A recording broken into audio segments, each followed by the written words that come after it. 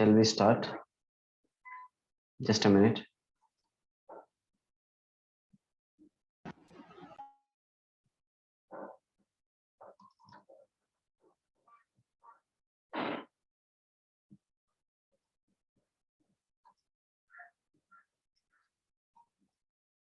Okay, so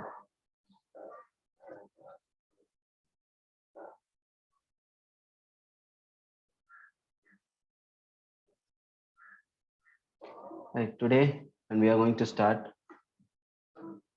the unit number 1, chapter number 2, sexual reproduction in flowering plants. Okay, right. So in this lesson, we have different topics.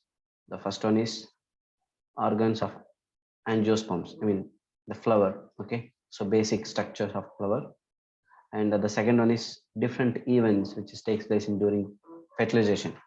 So fertilization and structures and events. And next one is double fertilization, the most important characteristic feature of angiosperm plants. Okay, double fertilization. And next one is first fertilization, structure and events. And finally, we are going to complete the lesson with apomixis and polyembryon. So these are all the list of topics we have in this lesson.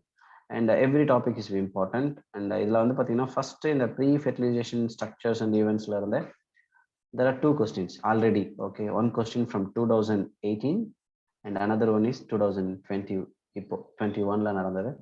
So we can expect same type of questions from the lessons with other topics. Okay, sir, right. Volume is low, sir. Volume low or just a minute. Just a minute, maybe. No, sir, it's clear, sir. Okay, maybe clear, sir. Clear. Okay, okay. சரி, ஏதாவது சரியா கேட்கல அப்படின்னா நீங்க சொல்லலாம். Okay, right. So it's a typical structure of angiosperm flowers. So here we already, I mean, in 11th standard we saw different structures of flowers. So petals, sepals, அதெல்லாம் படிச்சிருப்போம். But in this lesson we have to know about the structural organs. For example, those are involving in reproduction. Okay, so the most important one is gynecium, which is female reproductive structure, and this is andrecium. Okay, this is male reproductive structure. Okay, so I hope everybody knows about andrecium, which consists stamens. The stamens consist filament, and this one, this is the anther. Okay, so anther includes or it consists microsporangium, where exactly the microspores are produced. So adha pathi nama adutha paakalam. Okay, right. So in this lesson we start with free fertilization, adula vandu structure and events nu paakalam. So idhula vandu na sonna mari male reproductive structure and adanode structure, female reproductive idu pathi paapom. So inga kuduthirupanga. Okay, listen, in this line, inflorescence are formed which bear the floral buds and then flowers. So flowers node and origination pathi pesirupanga. In the flower, male and female reproductive structures. Okay, that is andrecium is male reproductive structure, gynecium is the female reproductive structure. Okay, right. So they are differ based on the structure and development process that we discuss one by one. Okay, so let me start with the first one, stamens, which means they are male reproductive structure. Stamens, microsporangium and pollen grain. Okay, if you take a typical stamen of angiosperm plants, it is look like this. Okay, so already nama padichitom, this is anther. So the anther, which connected with us in this region. Okay, it connected with the filament. Okay, so this is the stalk, or it is also called filament. Right. So now see the terminal generally bilobed structure. So as we discussed earlier, the anther is bilobe, which means there are two lobes. Look at this one. So this is a one lobe and this is the another lobe. Okay, so each lobe consists two microsporangia. Okay, so totally there are 4 microsporangium. So idanoda structure nama innu detail ah paakalam with the anther walls oda. Okay, right. So a typical angiosperm anther is bilobed. So there are two lobes, adanal idhukku enna per sollirukanga, bilobed. And a dithecus. So there is a theca, okay, which separates the microsporangium into two individual lobes. So that's why it is called a dithecus. There are two theca, that's why it is called dithecus. Okay, so after a longitudinal groove run lengthwise separating the theca. So நீங்க இந்த பாத்தீங்கன்னா இங்க ஒரு theca இருக்கும், இங்க ஒரு theca இருக்கும், அது நடுவுல ஒரு groove வந்து develop ஆகும். Okay, right. So now in the structure நீங்க பார்க்கும்போது the bilobed nature of anther is very distinct in transverse section of an anther. இப்போ நீங்க பார்த்துட்டு இருக்கக்கூடிய இந்த ஸ்ட்ரக்சரை சொல்றாங்க. Look at this one. So this is the anther. Okay, so இந்த antherல இது வந்து matured anther, the pollen grains வந்து ஃபார்ம் ஆயிருக்கிறத நீங்க பார்க்க முடியும். And this is the exact structure of typical anther. Okay, and இதனுடைய cell layers நம்ம இங்க பார்க்கிறோம். Okay, listen. இப்போ நம்ம இங்க இருந்து ஆரம்பிக்கலாம். Okay, so bilobed nature of an anther is very distinct in the transverse section of an anther. So anther is a four-sided, that's why it is called tetragonal. Note down that term tetragonal is very important. In that, I mean, anther பத்தி பேசும்போது which of the following characteristic feature is not related with the angiosperm anther அப்படின்னு கூட ஒரு question கேட்றலாம். அப்போ each and every characteristic feature of anther is very important. So anther வந்து இங்க நம்ம என்ன பார்க்கிறோம், it is bilobed, dithecous, அதுக்கப்புறம் four sided, mean tetragonal in structure.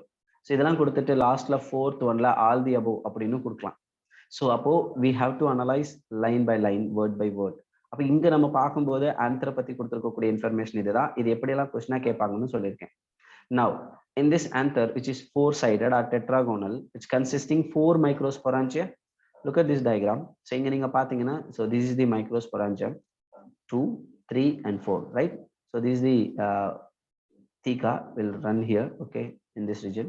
So this is the one microsporangium, this is another one, this is one, this one. So totally there are 4. That's why it is called tetragonal. Okay, tetragonal structure. Okay, right. If அடுத்து வந்து பாத்தீங்கன்னா the microsporangia develops further and become pollen sac. So இதுதான் நம்ம இந்த microsporangia நம்ம pollen sac ன்னு சொல்றோம். Sac means it consists of pollen grains. So the pollen grain development which is occur here. So that's why it is called a pollen sac. So in the sac la the pollen grains வந்து develop ஆக போகுது. That's why it is called pollen sac. Okay, microsporangium, the another name is pollen sac. Okay, right. So அடுத்து structure of microsporangium. See, the structure of microsporangium is clearly depicted here. See, இந்த இடத்துல நீங்க பாத்தீங்கன்னா தெரியும், it is இங்க நீங்க இந்த ஸ்ட்ரக்சரை பார்க்கும்போதே தெரியும், இதுல வந்து there are 4 layers அப்படின்றது. outermost layer which is epidermis, and it is followed by endothecium, and another one is, the third one is, this is a middle layer, and the last one, this is the last one, which is called tapetum. Okay, so in the layers are very very important. The arrangement of layers also very very important. We can expect a question based on the arrangement. So we can any question setter and எப்படி question set பண்ணலாம் அப்படின்னு பாத்தீங்கன்னா, they will give you the order. Okay, in the layers nuடைய order கொடுத்துட்டு which is the following correctly or sequentially arranged அப்படின்னு கொடுக்கலாம். So first on the epidermis, then it is followed by middle layer and endothecium, அப்படி மாத்தி கொடுக்கலாம். So you have to know the order. Okay, so what is the outermost layer, what is the innermost layer, and what are all the layers. Okay, எதுக்கு அப்புறம் எது வருது அப்படின்ற மாதிரி நீங்க கரெக்டா பார்த்து வச்சுக்கணும். ஏன்னா சீக்வன்ஸ் பேஸ்ட் கொஸ்டின்ஸ் வந்து எவ்ரி இயர் 1 or 2 கொஸ்டின்ஸ் வந்து கேட்டுக்கிட்டே இருப்பாங்க. இந்த ட்ரெண்ட் வந்து 2019ல இருந்து ரெகுலரா ஃபாலோ பண்றாங்க. அதாவது ஒரு எனி கண்டென்ட், நம்ம என்சிஆர்டில இருக்கக்கூடிய எந்த கண்டென்ட் இந்த மாதிரி நிறைய டைப்ஸ் இருக்கோ, அது என்ன பண்றாங்க அப்படின்னா அந்த ஆர்டரை சீக்வன்ஸ் பண்ண சொல்லி நம்மள கொஸ்டினா வந்து கேட்கறாங்க. ஸோ அப்போ இந்த இடத்துல இந்த லேயர், அதாவது நீங்க இமேஜஸ் பேஸ்டு கூட கொஸ்டின்ஸ் வந்து கேட்கறாங்க, இந்த வருஷமும் கேட்டிருந்தாங்க. அப்படி பார்க்கும்போது you have to know the order of the layer, wall layer of anthers, what is the outermost layer, what is the innermost layer அப்படின்னு தெரிஞ்சுக்கணும். Okay, right. ஸோ இங்க நீங்க பாத்தீங்கன்னா இட்ஸ் டிரான்ஸ்வர்ஸ் செக்ஷன்ல நீங்க பார்க்கும்போது it's appears near circular. Note down, near circular. Okay, so it's a near circular, it's not a complete circular one, so it is a near circular one. ஓரளவுக்கு அந்த structure இருக்கும். Okay, right. அது அந்த ஒரு near circle அப்படின்ற term கூட ரொம்ப முக்கியம். Next, it is generally surrounded by 4 wall layer. So what we saw now. Okay, so இதுக்கு முன்னாடி நம்ம பார்த்தது தான் அது epidermis, endothecium, middle layer and tapetum. So these are all the 4 layers of anthers. Okay, so இந்த layers உடைய arrangement base பண்ணி question கேட்கலாம்னா அதுக்கப்புறம் அதனுடைய ஃபங்க்ஷன்ஸ் பாருங்க. First 3 layer, which means epidermis, endothecium and middle layer. These 3 first layers, they perform the function of protection, which means they will protect the anther. Okay, so various environmental conditions and various environmental factors. Okay, so adula irundhu adu vandu prevent pannum. Adutha vandu it also helps in, Sir, you got stuck.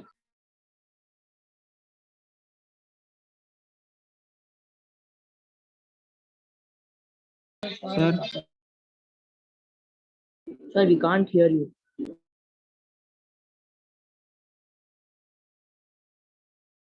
Sir,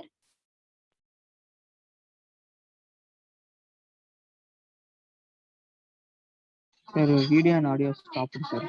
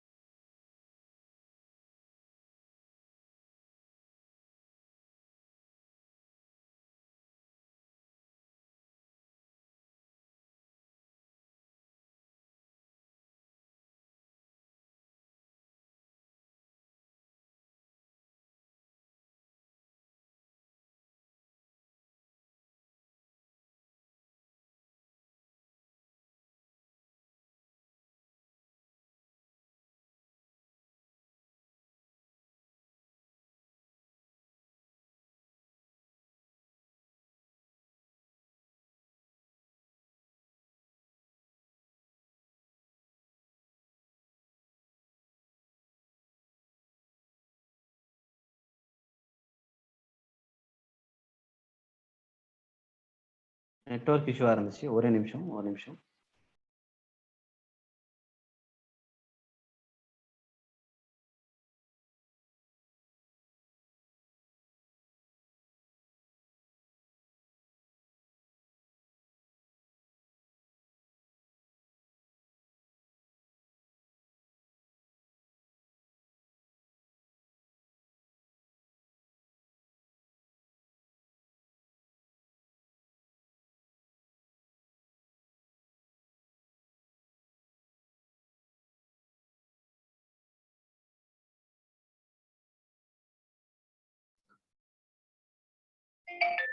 Okay. Thank you. Okay. கொஞ்சம் delay பண்ணதுக்கு sorry. Okay. என் voice கிளியரா கேக்குதா? Hello. Yes, sir. Yes, sir. Okay. Thank you. Okay, we will continue, please. So the last layer of anther, the wall layer of anther is tapetum, which is the having nutrients, okay? So which nourish the developing pollen grains. So already na sonna mari, see, this is the tapetum, right? So in this region, so Sir, we in can't this see the region, book. no, sir. one nimsham. Screen is not visible. Okay. Just a minute. நான் பண்றேன்.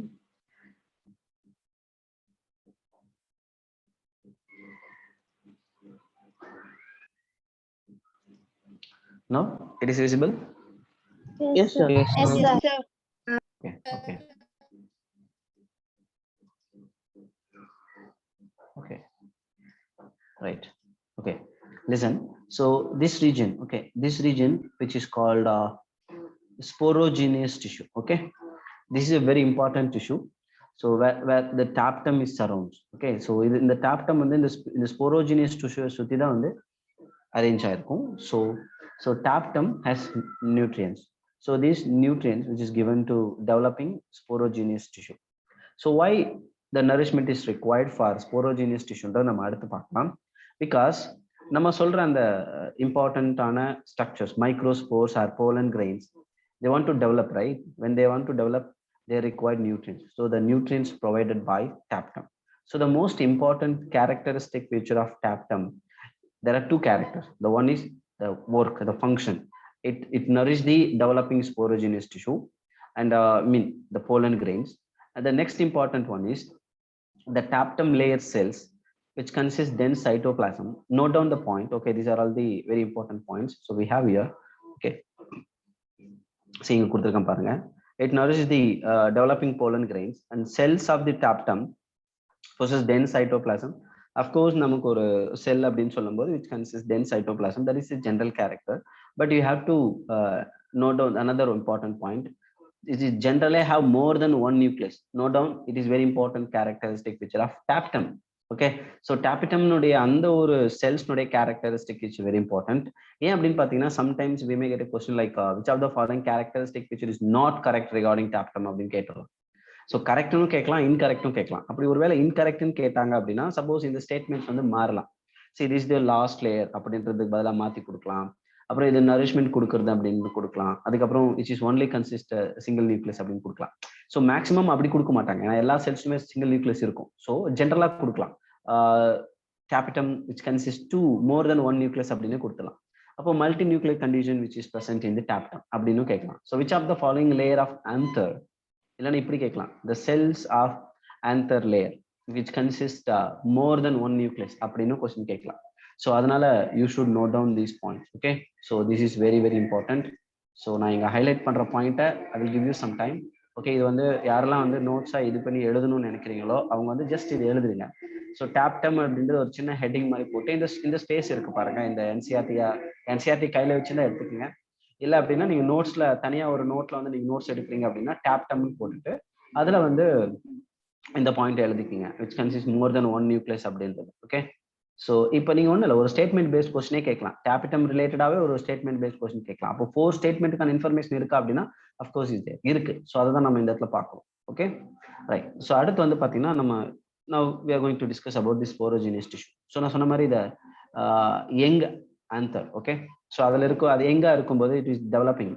So arranged homogeneous, note down the term homogeneous, ஒரே மாதிரியான cells. Okay, they are called sporogenous tissue which is occupies the center of the microsporangium. So of course நம்ம இந்த region, this is the center of microsporangium. Okay, so இந்த region தான் நான் சொல்றேன். Okay, here. Okay, so here certain cells are there and these cells are called sporogenous cells. Okay, so இந்த cells பத்தி தான் நம்ம இப்ப பார்த்துட்டு இருக்கோம். Okay, so அந்த microsporangium உடைய center positionல இருக்கக்கூடிய இந்த cells பேர் தான் sporogenous tissue, which consists cells. Okay, right. Of course இது உங்களுக்கு புரிஞ்சிருக்கும்னு நினைக்கிறேன். இதுவரை நம்ம பார்த்தது வாட் இஸ் ஆந்தர், ஆந்தர்னுடைய ஸ்ட்ரக்சர் என்ன, what is the structure of microsporangium and what are the layers, functions of layers, especially what is the role of tapetum and what are all the characteristic features of tapetum. So these are all the very important points. Okay, right, let me talk about first 3 layers oda uses மட்டும் சொல்ல முடியுமா sir? It's giving protection தம்பி. இங்க பாருங்க, the first 3 layers. Okay, நான் இங்க highlight பண்றேன், note பண்ணிக்கங்க. The outer 3 wall layers. Okay, the outer 3 wall layer which is epidermis, endothelium, middle layer perform the functions of protection and helps in dehiscence. Okay, dehiscence அப்படின்றது அந்த anther mature ஆனதுக்கு அப்புறம் அதனுடைய wall layers வந்து break down ஆகி அதுல இருக்கக்கூடிய அந்த போலன் கிரெயின்ஸ் எல்லாம் ரிலீஸ் ஆகும். ஸோ இந்த டயக்ராம் பார்த்தீங்கன்னா உங்களுக்கு புரியும். Look at this one. Okay, so mature dehisced anther, இதுதான் அந்த மெச்சூர் டிஹிஸ்ட் ஆந்தர். ஸோ இங்க இருக்கக்கூடிய போலன் கிரெயின்ஸ் எல்லாமே இப்போ இந்த ஆந்தர் வந்து இந்த இடத்துல உடஞ்சதால வெளியே வரும். ஓகே, ரைட், புரிஞ்சுதா? Thank you sir. Okay, so now we are going to discuss microsporogenesis. See, as we discussed earlier in previous lesson, there are 3 important events of fertilization. The first one is pre fertilization, post fertilization, fertilization அப்படினு படிச்சோம்.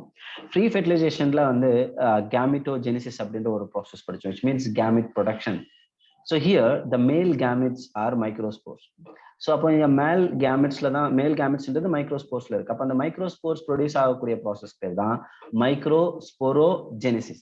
So Genesis அப்படின்னா இந்த இடத்துல production அப்படின்னு ஆச்சு, new cells are synthesized here. Okay, so இது எப்படி form ஆகுது, இந்த மைக்ரோஸ்போரோஜெனிசிஸ் அப்படின்றது ப்ராசஸ் மூலமா எப்படி வந்து மைக்ரோஸ்போர் ஃபார்ம் ஆகுதுன்னு பார்க்கலாம். ஸோ இங்க இருந்து எப்படி கொஸ்டின்ஸ் கேட்பாங்க அப்படின்னு நான் சொல்றேன்.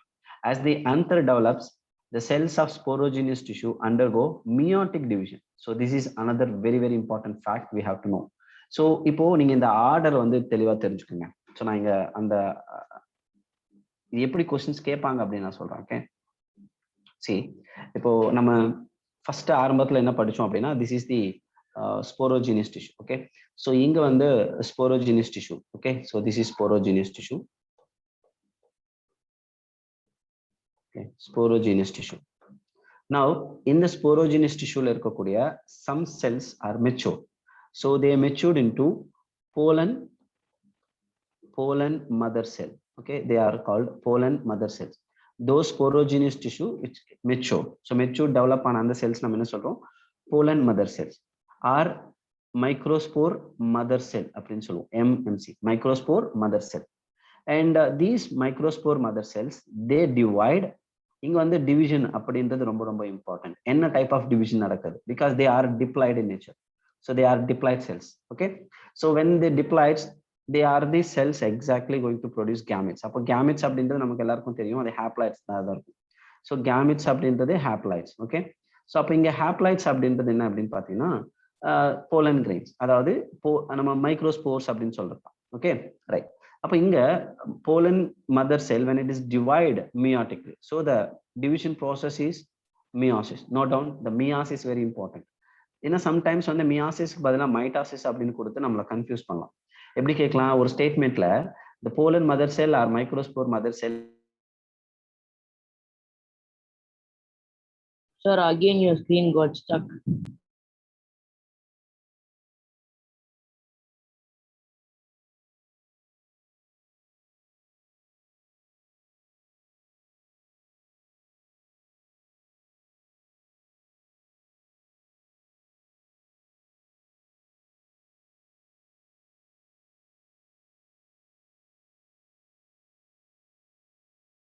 Sir, your screen got stuck.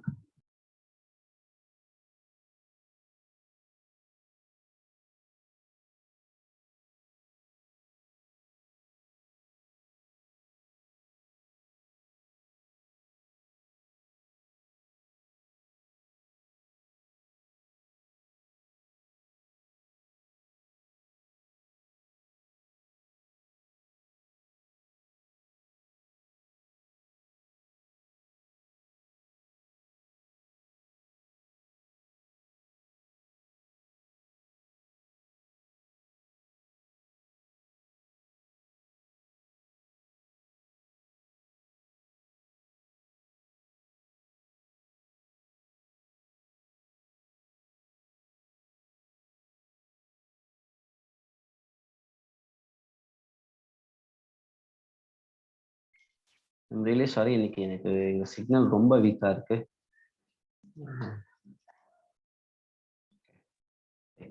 இப்போ உங்களுக்கு டிஸ்ப்ளே ஆகுதா? Yes, sir. Yes, sir. Okay, right. See, we'll continue this one. Okay, listen. So now, pollen mother cell or microspore mother cells, they divide meiotically and they produce tetrad microspores, which are, they are 4. Okay, so and the structure வந்து இப்படி தான் இருக்கும். They are associate each other. ஒன்னோட ஒன்னு mean fuse ஆயிருக்கும். Okay, so now when the anther is matured, இது நம்ம பார்க்கிறது வந்தது simultaneously நடந்துட்டு இருக்கு. அதாவது anther வந்து is getting matured at the same time inside the microsporangium the pollen grains also mature. அப்போ when the pollen grains are matured, anther also mature, right? அது simultaneously நடந்துட்டு இருக்கு. when anther matures, these pollen tetrads, okay, இந்த நாலா இருக்கிறது இப்ப என்ன ஆகும் அப்படின்னா dehydration அப்படின்ற process நடக்கும். dehydration. so இங்க dehydration நடக்கும்போது they are disassociate each other. Okay, ஒன்னு தனித்தனி எப்போ பிரிஞ்சிடும். so இங்க நீங்க பார்க்கும்போது தெரியும், so they are disassociated. Okay, அதுக்கப்புறம் தான் வந்து they are released from the anther into environment. so when they are exposed to environment, various pollinating agents will carry these pollen grains. Screen தெரியல sir. உங்களுக்கு தெரியலையா? தெரியுது so sir. மத்தவங்களுக்கு எல்லாருக்கும் தெரியுதா? It's visible, sir. Visible, sir. Visible sir. தெரியல sir. ஓ, உங்க பேரு? தமிழ்ச்செல்வி sir. தமிழ்ச்செல்வி. எல்லாருக்கும் தெரியுதுன்றாங்களேம்மா. ஒரு நிமிஷம்.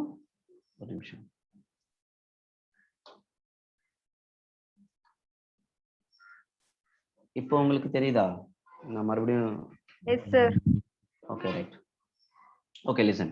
So dehydration நடந்ததுக்கு அப்புறம், don't forget this is one of the important process. ஏன்னா இப்போ இதுக்கு முன்னாடி எல்லாமே டெட்ராடா இருந்துச்சு, ஆனா அந்த டெட்ராடா அப்படியே இருக்க போறது கிடையாது. they are dissociate each other due to dehydration. இப்போ நீங்க எல்லாருக்கும் தெரியும், ஒரு ஃப்ளவர் வந்து ஃப்ரெஷ்ஷா இருக்கும்போது உங்களுக்கு தெரியும் அதுல மாய்ஸ்சர் இருக்கும். அது ட்ரை ஆகும்போது அதுல இருக்கக்கூடிய மாய்ஸ்சர் எல்லாமே ரிலீஸ் ஆயிடும் இல்லையா? ஸோ அப்போ அந்த ஒரு மாய்ஸ்சர் ரிலீஸ் ஆகுறது நம்ம டீஹைட்ரேஷன் அப்படின்னு சொல்றோம்.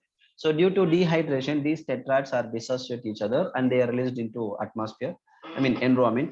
இங்க environment exposure ஆன உடனே various pollinating agents. Okay, so இங்க இருக்கக்கூடிய various pollinating agents நமக்கு தெரியும். Some plants can என்ன சொல் pollinating agents வந்து abiotic biotic factors இருக்கு, அது அடுத்து நம்ம பார்க்கலாம். ஸோ அப்படி இருக்கக்கூடிய வேரியஸ் pollen pollinating agents மூலமா இந்த pollen grains they reach respective female flower stigma. Okay, so where exactly the other process takes place. So now in the process sir. எனக்கு தெரியலங்க என்னன்னு, ஏன்னா தெரியுது சார், clear தான் சார் இருக்கு. எல்லாருக்கும் தெரியுதுங்க, எல்லாருக்கும் தெரியுதுன்றாங்க. I don't know. So maybe signal உங்களுக்கு பண்ணுங்க sir.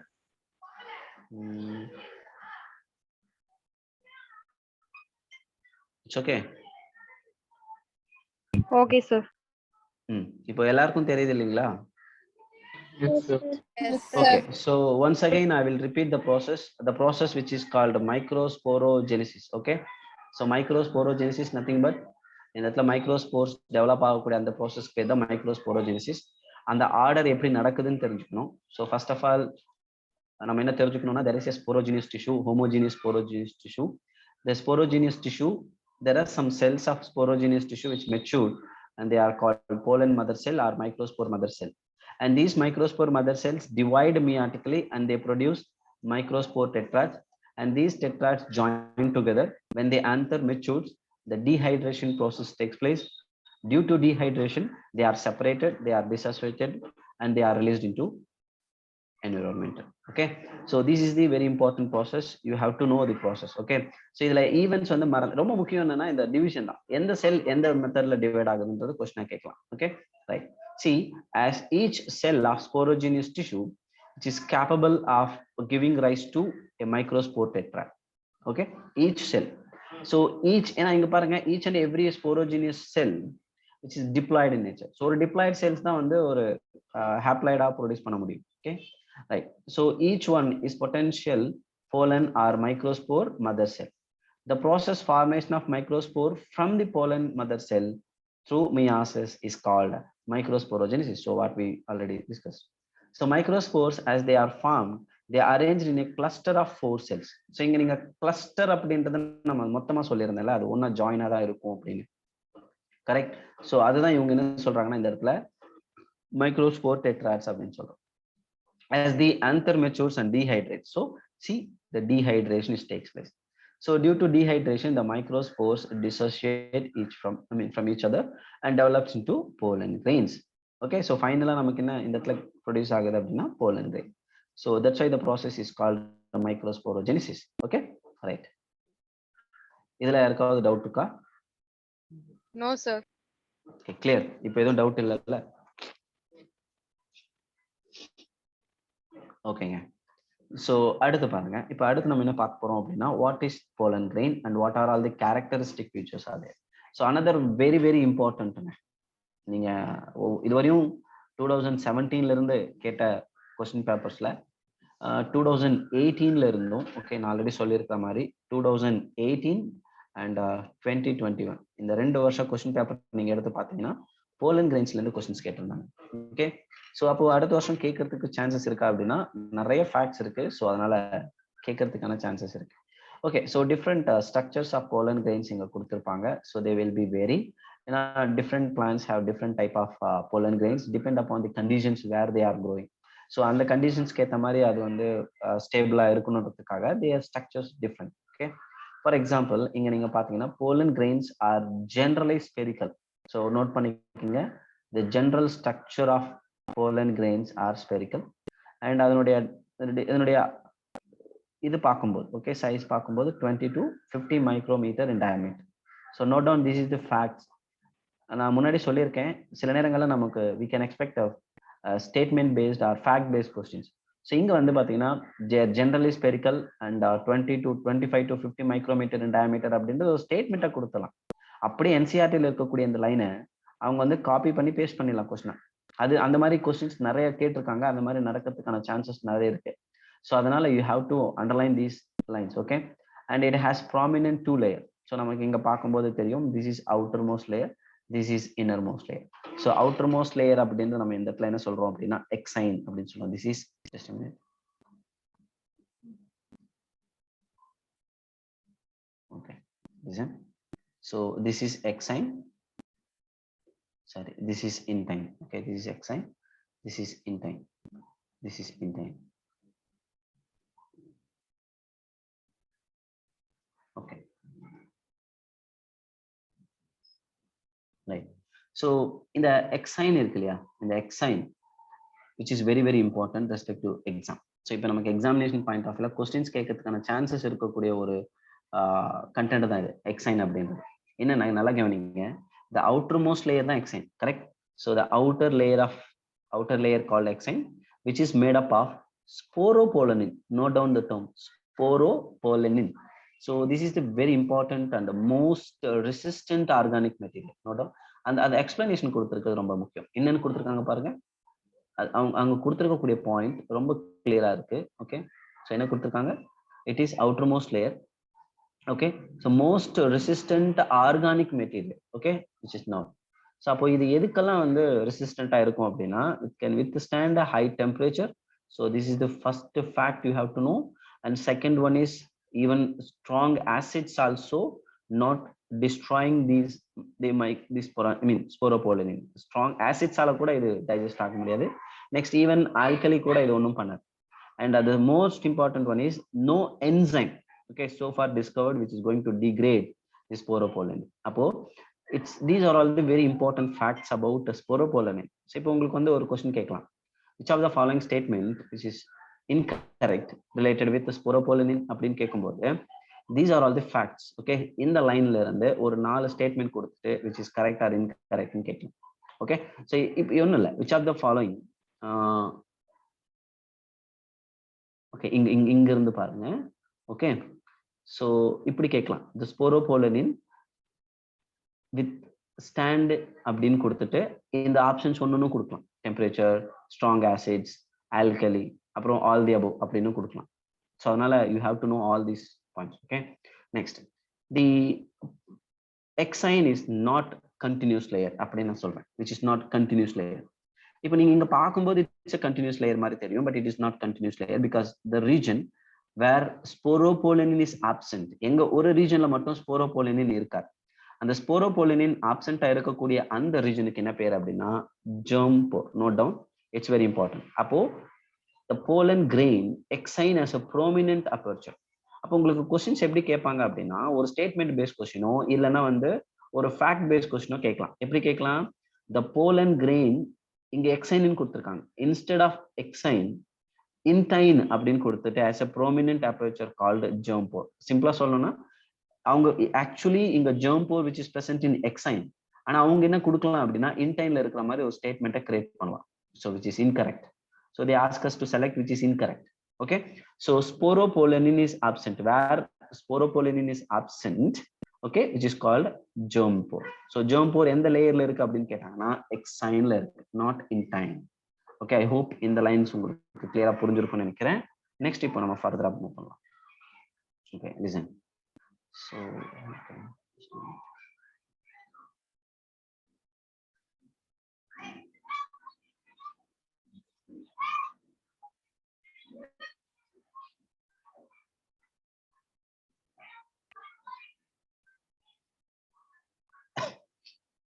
Okay, listen. So pollen grains are well preserved as a fossils because of presence of pollen. In the fact based on your question கேட்கலாங்க, pollen grains are well preserved as fossils because of the presence of அப்படின்னா அப்படியே கொடுத்துட்டு இந்த sentence அப்படியே மாத்தாம அப்படியே கொடுத்துட்டு ஆப்ஷன்ஸ்ல different names கொடுக்கலாம். So கண்டிப்பா அதுல ஒரு ஆப்ஷன் வந்து கண்டிப்பா ஸ்போரோபோலினும் இருக்கும். That is the correct answer. Okay, right. So exine exhibit fascinating array of patterns and designs. So இந்த எக்ஸைன்ஸ் இது இருக்கிறதால இப்போ நீங்க இந்த ரீஜன்ல பாத்தீங்க அப்படின்னா ஒரு ஸ்ட்ரக்சர்ல இருக்கும், ஒவ்வொரு போலன் கிரெயினும் ஒரு ஸ்ட்ரக்சர்ல இருக்கும். அப்போ இந்த அவுட்டர் மோஸ்ட் லேயர் அப்படின்றது எக்ஸைன், கரெக்ட்? ஸோ அந்த எக்ஸைனுடைய அரேஞ்ச்மெண்டால அதோட ஸ்ட்ரக்சர்ஸ் பாருங்க டிஃப்ரெண்டா இருக்கும். ஸோ இது கூட கொஸ்டினா கேட்கலாம், நோட் பண்ணிக்கோங்க. சி நீங்க இதுவரையும் நீங்க பார்த்த every line okay from pollen grain content is very important. நம்ம ஒரு லைன் கூட மிஸ் பண்ணவே கூடாது, அந்த அளவுக்கு இங்க நிறைய கண்டென்ட் இருக்கு, அது எல்லாமே கொஸ்டினா கேட்கலாம். ஓகே, நெக்ஸ்ட் பாருங்க, the inner wall of the pollen grain is called intine. Okay, so நம்ம இதுதான் பார்க்கிறோம், this is the intine. So இந்த intine அப்படின்றதுல it is a continuous layer. See, this is continuous layer and the exine is discontinuous. Why? Because the interaction of germ pore. So wherever the sporopollen is absent, that is called jump. அப்போ நீங்க இப்படி பாருங்க, exine is a continuous layer அப்படின்னும் intine is discontinuous layer ன்னு statement மாத்தி கொடுக்கலாம். So அதனால you have to thorough about it. Okay, so இந்த பாயிண்ட்டை கிளியரா தெரிஞ்சுக்கணும். Next, so எது continuous layer? Intine is a continuous layer which is made up of cellulose and pectin. See, exine which is made up of sporopollen and அப்போ intine அப்படின்றது which is made up of cellulose and pectin. So you have to know these two important substances. So illana just assume there is a match type of question. If the column 1 consists and column 2, assume this is the match type of question. For example, na solren.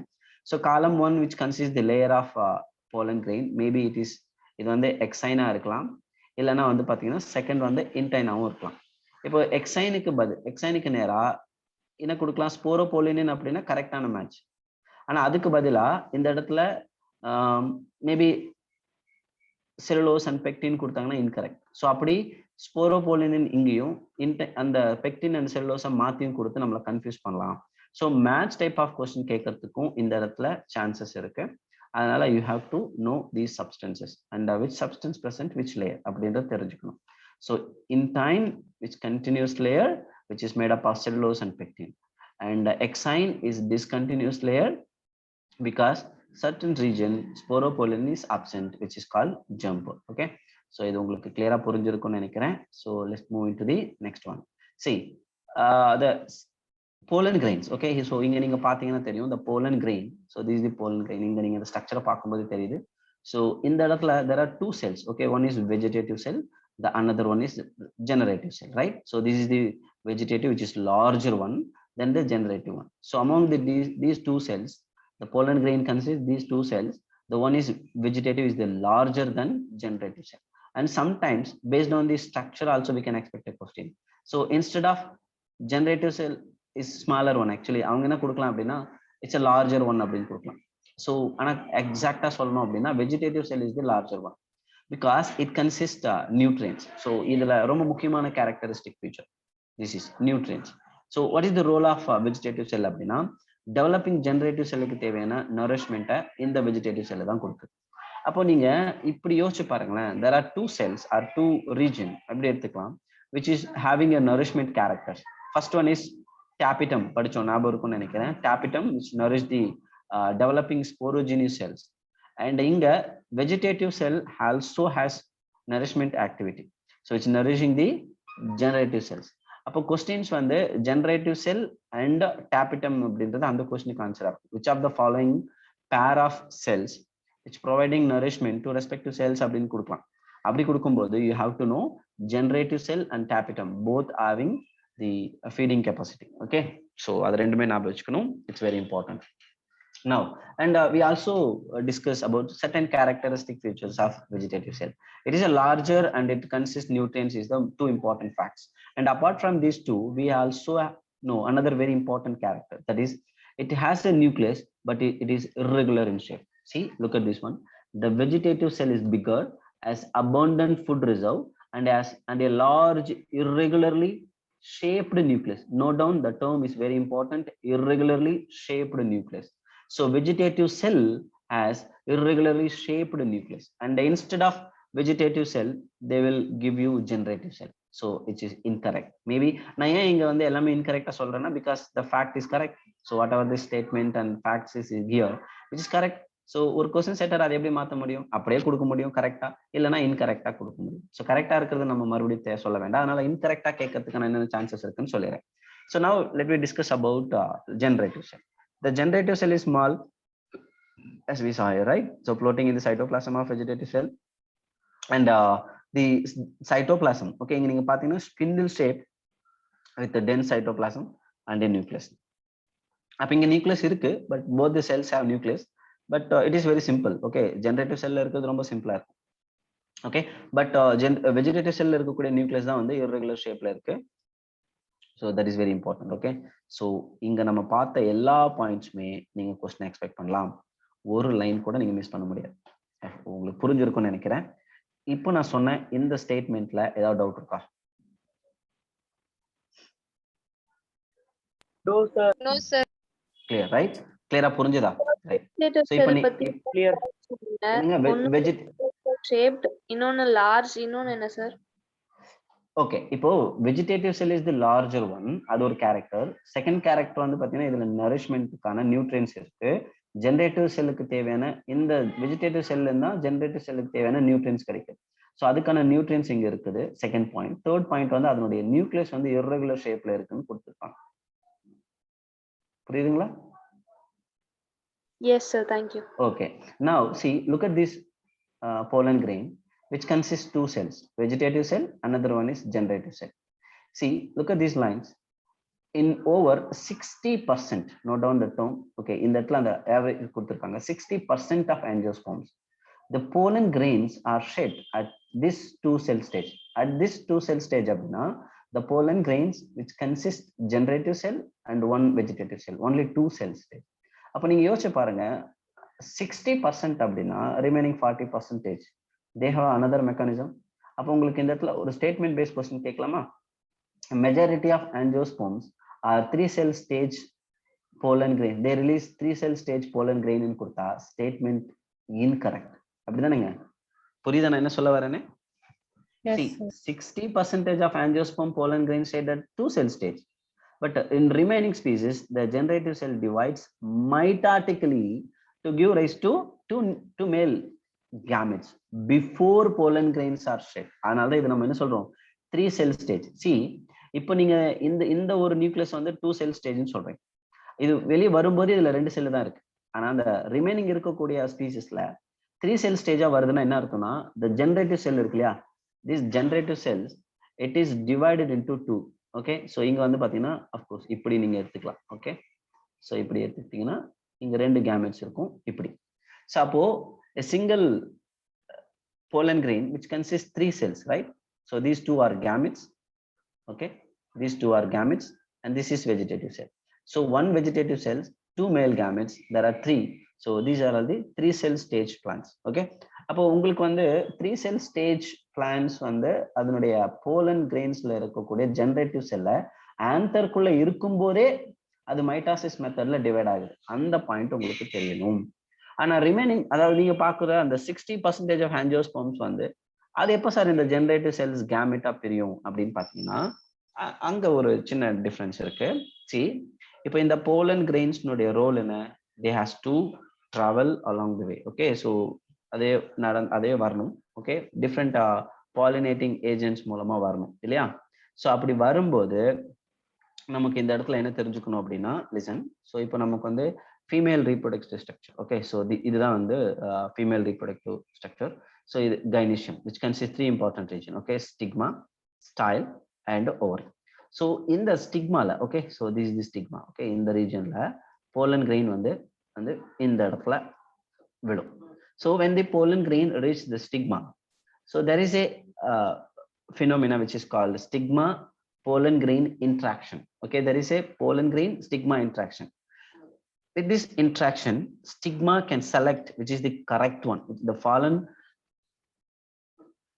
pollen grain which is correct one or wrong one. If it is a correct one, it will accept, which is recognized, and it will accept. Which is not, it will reject. So this rejection and the selection process is very, very unique. So இதுக்கான reason அப்படின்றது வந்து பார்த்தீங்கன்னா ரொம்ப குரூஷியலானது. So இது எதனால் நடக்குது அப்படின்னா, by secreting some enzymes both. Okay, ஸ்டிக்மாவும் அந்த போலன் கிரெயின்ஸ்ல இருந்து சிந்தசிஸ் ஆகக்கூடிய சில என்சைம்ஸ் மூலமாகவும் இந்த இன்ட்ராக்ஷன் நடக்குது அப்படின்னு சொல்லியிருக்காங்க. ஸோ இப்போ நீங்க யோசிச்சு பாருங்க, when it is 2 cell stage. Okay, இப்போ வந்து அந்த போலன் கிரெயின்ல வந்து ஒரு ஜெனரேட்டிவ் செல் இருக்கு, ஒரு வெஜிடேட்டிவ் செல் இருக்கு. when it is reached the stigma வந்து இது வந்து ரெகக்னைஸ் பண்ணி கரெக்ட் டைப்னு சொன்ன உடனே என்ன நடக்கும்னா, there are 2 important process. 2 process சைமல்டேனியஸா நடக்கும். ஸோ இங்க நான் அதை கொஞ்சம் எக்ஸ்பிளைன் பண்றேன். ஸோ உங்களுக்கு கொஞ்சம் புரியணுன்றதுக்காக நான் இப்படி பண்றேன். ஸோ இப்போ இங்க விழுந்த உடனே இந்த போலன் கிரெயின் என்ன ஆகுது அப்படின்னா, அதுல இருக்கக்கூடிய 2 கேமெட்ஸை ப்ரொடியூஸ் பண்ணுது. அப்போ டிவிஷன் இங்க 60% ஆஃப் ஆஞ்சியோஸ்பர்ம்ஸ், அதாவது 2 cell ஸ்டேஜ்ல வெளியே வந்த அந்த போலன் கிரெயின் அது வந்து ஸ்டிக்மால ரீச் ஆன உடனே அங்க அதை அக்செப்ட் பண்ணதுக்கு அப்புறம் அந்த ஜெனரேட்டிவ் செல் மைட்டாசிஸ் மெத்தட்ல டிவைட் ஆகும். அப்போ 2 இடத்துலயுமே மைட்டாசிஸ் தான், ஆனா எங்க மைட்டாசிஸ் நடக்குதுன்றது தான் முக்கியம். ஓகே, 2 cell ஸ்டேஜ் ஆயிருந்தா ஸ்டிக்மா மேல, 3 cell ஸ்டேஜ் ஆயிருந்தா ஆந்தர்க்குள்ளேயே நடந்து முடிஞ்சிடும். இதுதான் ரொம்ப முக்கியமான நீங்க தெரிஞ்சுக்க வேண்டியது.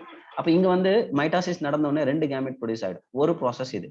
சைமல்டேனியஸா இன்னொரு ப்ராசஸ் நடக்கும். அந்த போலன் கிரெயினுடைய இன்டைன் லேயர்ல இருந்து ஒரு long tube like structure form ஆகும். That is call pollen tube. So இந்த மாதிரி ஒரு போலன் டியூபும் டெவலப் ஆகும்.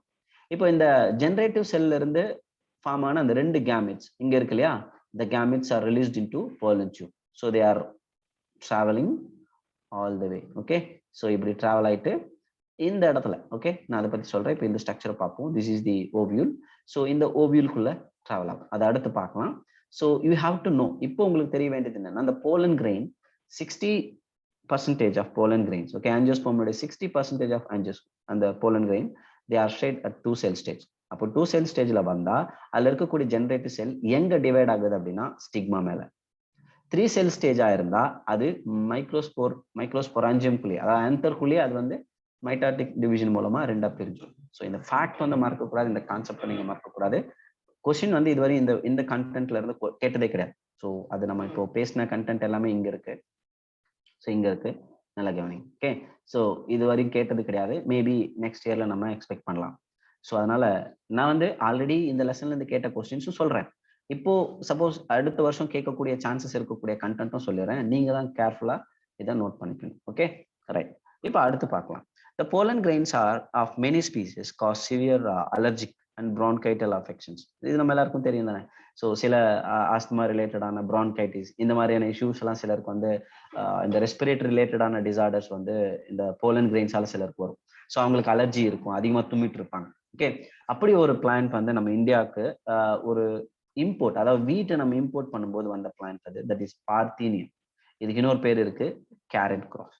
ஸோ இந்த இடத்துல நீங்க பிக்கப் பண்ண வேண்டிய, அதாவது இங்கிருந்து வெளியே எடுத்துட்டு வந்து நோட் பண்ண வேண்டிய அந்த ஒரு இம்பார்ட்டன்டான டேர்ம் என்ன அப்படின்னு பார்த்தீங்கன்னா பார்த்தீனியம். ஸோ இந்த parthenium plant, okay otherwise it is call carrot grass. So இது வந்து எப்படி இந்தியாவுக்கு வந்தது? It's a allergic plant actually. இது வந்து ஒரு எக்ஸோட்டிக் பிளான்ட். எக்ஸோட்டிக் அப்படின்னா which is not a native of India. So இந்தியாவை சேர்ந்தது இல்லை. இது வந்து வீட்டு நம்ம இம்போர்ட் பண்ணும்போது வந்துருச்சு. ஸோ அப்போ இது வந்து பார்த்தீங்கன்னா இட் பிகம் எபிக்யூட்டோஸ். எபிக்யூட்டோஸ் அப்படின்னா ரொம்ப டேஞ்சரஸானது, அதாவது அந்த போலன் அலர்ஜியை கிரியேட் பண்றது அப்படின்றதுக்கான ஓகே. ஸோ அப்போ நமக்கு வந்து பார்த்தீனியம் அப்படின்ற ஒரு பிளான்ட் ஒரு காலம்ல கொடுத்துட்டு ஆப்போசிட் காலம்ல போலன் அலர்ஜி அப்படின்னு கொடுத்தாங்கன்னா அந்த மேட்ச் கரெக்டா இருக்குன்னு அர்த்தம். So which of the following state or pairs are correctly matched or incorrectly மேட்ச்டுன்னு சில கொஸ்டின்ஸ் வந்து கேட்கறாங்க. அப்போ மேட்ச் டைப் ஆஃப் கொஸ்டின்ஸ் கேட்கறதுக்கான சான்சஸ் இங்க இருக்கு.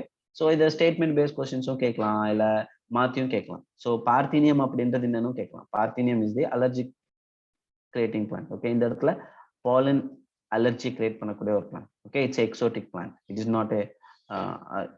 not originated in India.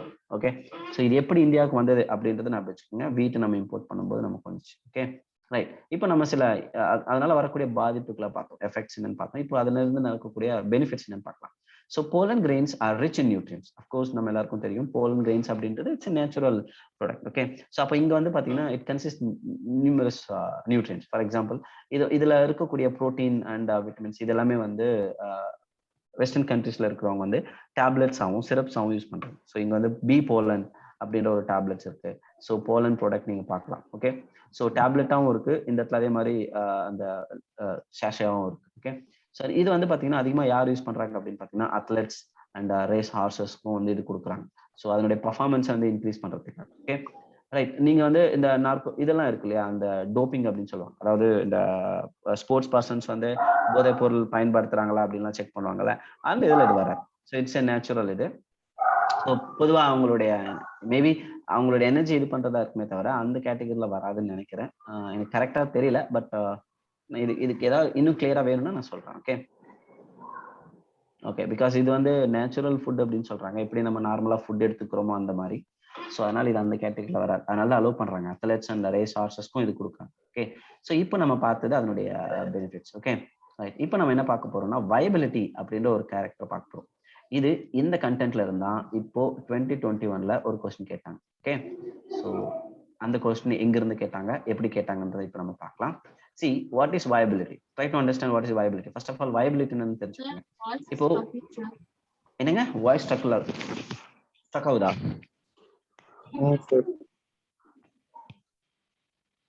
இல்ல எல்லாருக்குமே என்னுடைய வாய்ஸ் கிளியரா கேட்கலீங்களா? மேபி சி உங்களுக்கு சிலருக்கு வந்து எல்லாருக்கும் கேட்கலன்னா கண்டிப்பா நெட்வொர்க் இஷ்யூ எந்த இருக்கும். சிலருக்கு மட்டும் கேட்கல அப்படின்னா உங்களுடைய நெட்வொர்க் ஏதாவது வீக்கா இருக்கலாம். ஸோ ஒரு ஃபியூ செகண்ட்ஸ்லயோ மினிட்ஸ்லயோ அது ரிசால்வ் ஆயிடும். சப்போஸ் உங்களால அப்படி ஒரு சுச்சுவேஷன் வந்து உங்களால நான் சொன்னது கேட்க முடியல அப்படின்னா நீங்க மறுபடியும் கேட்கலாம். சார் நான் இந்த மாதிரி எனக்கு கேட்கல, நீங்க திரும்ப சொல்லுங்க அப்படின்னா நான் சொல்றேன். Okay right, listen. So what is viability? இப்போ வயபிலிட்டி அப்படின்றது time period which is taken. Okay, so ஒரு போலன் கிரெயின் வந்து நீங்க இப்போ ஜென்ரலா பாத்தீங்கன்னா அந்த ஆந்தர் மெச்சூர் ஆனதுக்கு அப்புறம் அதுல இருந்து வெளியே வரக்கூடிய அந்த pollen grains, okay, it has to be reach respect to stigma. Okay, so அந்த ஸ்டிக்மால விழுந்துடும். அந்த ஸ்டிக்மா அந்த ரிலீஸ் ஆனதுல இருந்து ஸ்டிக்மா வந்து சேரக்கூடிய அந்த டைம் பீரியட் இருக்கு இல்லையா, that is the viability. Okay, so how long do you think the pollen grains retain viability? இது வந்து it is very different plans. ஏன்னா ஒவ்வொரு பிளான்ஸ்க்கும் ஒரு வேரியபிலிட்டி இருக்கு. அது என்னன்னு பார்க்கலாம். The period for which, நல்லா கவனிச்சுக்கோங்க, the period for which pollen grains remain viable is highly variable and to some extent depends on the prevailing temperature and humidity. See, the conditions are very very important. இந்த viability-ய control பண்ணக்கூடிய அல்லது affect பண்ணக்கூடிய factors எதுன்னு ஒரு question கேட்கலாம். அப்படி கேட்டாங்கன்னா temperature and humidity. So these two, okay, temperature and humidity, these are the factors which affect the viability. Okay, so இது கூட கொஸ்டினா கேட்கலாங்க. ஸோ அதனால இது நோட் பண்ணிக்கோங்க. இன் சம் சீரியல்ஸ், ஓகே, இங்க என்னன்னா 2 எக்ஸாம்பிள் கொடுத்துருக்காங்க, rice and wheat. So the pollen grains lose viability within 30 minutes. Note பண்ணிக்கோங்க, இது வந்து ரொம்ப இம்பார்ட்டன்ட்டுங்க. ரைஸ் அண்ட் வீட்ல போலன் கிரெயின்ஸ்னுடைய வயபிலிட்டி எவ்வளவு நேரத்துல முடிஞ்சிடும் அப்படின்னு ஒரு கொஸ்டின் கேட்டாங்கன்னா வித்தின் 30 மினிட்ஸ்ல இதனுடைய அந்த வயபிலிட்டி வந்து முடிஞ்சிடும். நெக்ஸ்ட் வந்து பாத்தீங்கன்னா some members of Rosaceae, Leguminosae and Solanaceae. இதுதாங்க இந்த வருஷம் கொஸ்டினா கேட்டாங்க. இந்த வருஷம் கேட்ட கொஸ்டின் இதுதான். ஓகே, எந்தெந்த ஃபேமிலியில எவ்வளவு மந்த் வந்து வயபிலிட்டி இருக்குன்ற பேஸ் பண்ணி கொஸ்டின் கேட்டிருந்தாங்க. ஓகே, ஸோ என்னென்ன ஃபேமிலி பாருங்க, ரோசேசி, லெகுமினேசி அண்ட் சொலானேசி. சி இது நம்ம கிராஷ் கோர்ஸோ இல்லை இதுக்கு முன்னாடி இருந்த கிளாஸஸ்லயோ இதை நம்ம டிஸ்கஸ் பண்ணியிருக்கோம். நம்ம அதுக்கான இது நம்ம கிளாஸ்ல இருக்கு, நம்ம ரெக்கார்டிங்ஸ்ல இருக்கு. ஸோ இது நம்ம பேசியிருந்தோம், டிஸ்கஸ் பண்ணியிருந்தோம். லாஸ்ட் கிராஷ் கோர்ஸ்ல கூட பேசியிருந்தோம். மேபி ஒன்று ரைஸ் இல்லை வீட் வந்து கொஸ்டினா கேட்கலாம், இல்லைன்னா ரோசேசி, லெகுமினேசி, சொலானேசியை பேஸ் பண்ணி ஒரு கொஸ்டின் கேட்கலாம்னு டிஸ்கஸ் பண்ணியிருந்தோம். ஸோ கொஸ்டினும் கேட்டிருந்தாங்க. ஓகே ரைட், அடுத்து பாருங்க. நெக்ஸ்ட் இன்னொரு பாயிண்ட் பாருங்க. இது வந்து பாத்தீங்கன்னா நம்ம போலன் கிரெயின்ஸை ப்ரிசர்வ் பண்ணலாம். ஸோ ஆல்ரெடி நான் சொன்ன மாதிரி அதுல இருக்கக்கூடிய அந்த ஸ்போரோபோலனின் ஓரளவுக்கு அதை ஃபாசிலா வந்து ப்ரிசர்வ் பண்றதால நம்ம ஆர்டிஃபிஷியலா வந்து இந்த போலன் கிரெயின்ஸ் வந்து நம்ம ப்ரிசர்வ் பண்ணலாம். எப்படின்னா லிக்யூட் நைட்ரஜன்ல -196 டிகிரி செல்சியஸ், அதாவது கிரையோ ப்ரிசர்வேஷன் சொல்லுவாங்க இதுக்கு பேரு. நம்மளுடைய ஸ்டேட் போர்ட் புக்ல இது கொஞ்சம் இந்த ஒரு ப்ராசஸை கொஞ்சம் டீட்டெயிலா டிஸ்கஸ் பண்ணியிருப்பாங்க, நம்மளோட ஸ்டேட் போர்ட் புக்ல இருக்கு. ஸோ பட் சிம்பிளா சொல்லணும்னா அது என்ன, அந்த கிரையோ ப்ரிசர்வேஷன் என்னன்னா நம்ம போலன் கிரெயின்ஸ் என்ன பண்றோம் அப்படின்னா ப்ரிசர்வ் பண்றதுக்காக, அதனுடைய வயபிலிட்டி வந்து லாஸ் ஆகாம இருக்கிறதுக்காக லிக்யூட் நைட்ரஜன்ல -190 டிகிரி செல்சியஸ்க்கு அதை பிளேஸ் பண்றோம். அப்படி பிளேஸ் பண்ணும்போது they retain their viability. Okay, so அப்போ என்ன ஆகுது அப்படின்னா ஈவன் செர்டன் டேஸ் இயர்ஸ் ஆனதுக்கு அப்புறம் கூட அதனுடைய viability அப்படியே இருக்கும். you can produce new plants, okay, with the help of these preserved pollen grains. Okay, such stored pollen can be used as a pollen banks, okay, and which is used in breeding programs. Okay, crop breeding அப்படின்றது is a very important process. இன்னைக்கு population increase ஆயிட்டு இருக்கு. So எல்லாருக்குமே வந்து food ப்ராப்பரா கிடைக்கணும் அப்படின்னா நம்ம நிறைய ப்ரொடக்ஷன் கொடுக்கணும். ஸோ அப்போ பிளான்ட் ப்ராபகேஷன் அப்படின்ற ஒரு ப்ராசஸ் நடக்கும். அந்த ப்ராசஸ்க்கு இது ரொம்ப யூஸ்ஃபுல்லா இருக்குன்னு சொல்லுவாங்க. Okay right. ஸோ இப்போ 2018 இது கொஸ்டின் கேட்டிருந்தாங்க, மைனஸ் எவ்வளோ டிகிரி செல்சியஸ்ல நம்ம வந்து ஸ்பீசிஸ் இந்த ஒரு போலன் கிரெயினை வந்து ப்ரிசர்வ் பண்ணலாம் அப்படின்னு ஒரு கொஸ்டின் கேட்டிருந்தாங்க. ஸோ இது வந்து ரொம்ப ரொம்ப இம்பார்ட்டன்ட். இது வந்து ஆல்ரெடி கேட்டாங்க. ஸோ அதனால இந்த வருஷம் இங்கேருந்து கேட்டாங்க. மேபி அடுத்த வருஷம் நம்ம வந்து இந்த ரைஸ், வீட் இதுல இருந்து எக்ஸ்பெக்ட் பண்ணலாம். இல்லைன்னா வாட் இஸ் வயபிலிட்டின்னு கேட்கலாம். அதுக்கப்புறம் இந்த இதுல இருந்து கேட்கலாம். ஸோ நீங்க யோசிச்சு பாருங்களேன், இந்த இடத்துல இருந்து ஆரம்பிச்சு, அதாவது போலன் கிரெயினுடைய இந்த லைன்ல ஆரம்பிச்சு நீங்க முடிகிற வரையும் each and every line is very important. அதனால தான் இதுல இருந்து 2 கொஸ்டின் ஆல்ரெடி கேட்டிருக்காங்க. ஸோ நம்ம நெக்ஸ்ட் இயரும் நம்ம எக்ஸ்பெக்ட் பண்ணலாம். ஓகே, ஐ ஹோப் இந்த ஒரு கண்டென்ட் உங்களுக்கு யூஸ்ஃபுல்லா இருந்திருக்கும்னு நினைக்கிறேன், புரிஞ்சிருக்கும்னு நினைக்கிறேன். இதுல யாருக்காவது டவுட் இருக்கு, எனக்கு இது வந்து சரியா புரியல அப்படின்னு சொல்றவங்க இருந்தா கேட்கலாம். So it's time to okay. இப்போ உங்களுக்கு ஏதாவது டவுட்னா நீங்க கேட்கலாம். சார் வயபிலிட்டியை கொஞ்சம் கிளியரா எக்ஸ்பிளைன் பண்ணுங்க. ஓகே, வயபிலிட்டின்றது நான் சொன்ன மாதிரி இட்ஸ் டைம் பீரியடுங்க. ஸோ இங்க பாருங்க, the period for which pollen grains remains viable. So அதாவது என்ன அர்த்தம்னா நான் சொன்ன மாதிரி இப்போ ஒரு போலன் கிரெயின் நல்லா ஞாபகம் வச்சுக்கோங்க. இப்போ இந்த இடத்துக்கு வாங்க, இது நம்ம இப்படி சொல்லலாம். ஓகே, ஸோ இப்போ ஆந்தர் மெச்சூர்ட் ஆகுது, இங்கிருந்து போலன் கிரெயின் ரிலீஸ் ஆகுது. இந்த ரிலீஸ் ஆன டைம் கேப்ல இருந்து இது வந்து நேரா ரெஸ்பெக்டிவ் போலன் கிரெயின்ஸ்ல விழுந்து அங்க அது வந்து விழுந்ததுக்கு அப்புறம் என்ன நடக்கும்னு சொல்லியிருக்கேன். ஸோ அந்த இடத்துல ரெகக்னிஷன் நடக்கும்னு சொன்னேன் இல்லையா? ஸோ இந்த இடத்துல ரெகக்னிஷன் நடக்கிற வரையும் இருக்கக்கூடிய டைம் பீரியட் தான் நம்ம வயபிலிட்டி. அதுதான் நம்ம வயபிலிட்டின்னு சொல்றோம். புரிஞ்சுதா?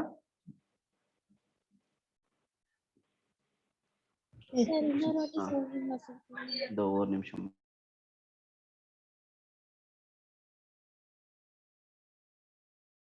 See, போலன் கிரெயின் ஆந்தர் வால உடைச்சி அதுல இருந்து வெளியே வந்ததுக்கு அப்புறம் அது ரெஸ்பெக்டிவ் ஸ்டிக்மா வேலை விழுந்து அதை அக்செப்ட் பண்ணிக்கிற அந்த டைம் பீரியட நம்ம வயபிலிட்டின்னு சொல்றோம். இப்ப புரியுதா? the time gap between the releasing of gametes and reaching the stigma, respective stigma, இந்த pollen grain உடைய அந்த reaching time period தான் நம்ம இந்த இடத்துல viability ன்னு சொல்றோம். புரியுதா? சார் அத வந்து pollen grain எவ்வளவு நாள் fertile இருக்கும் அப்படி சொல்லலாமா சார்? அப்படியும் சொல்லலாம். ஏன்னா நீங்க அந்த ஒரு டைம் பீரியடுக்குள்ள போய் அதை அந்த ஸ்டிக்மால சேரல அப்படின்னா அது வேஸ்ட் தான். ஏன்னா அந்த ஸ்டிக்மா அதை அக்செப்ட் பண்ணிக்காது. அந்த viability இல்லைன்னா வேஸ்ட். Okay okay sir. வேற ஏதாவது டவுட் இருக்கா?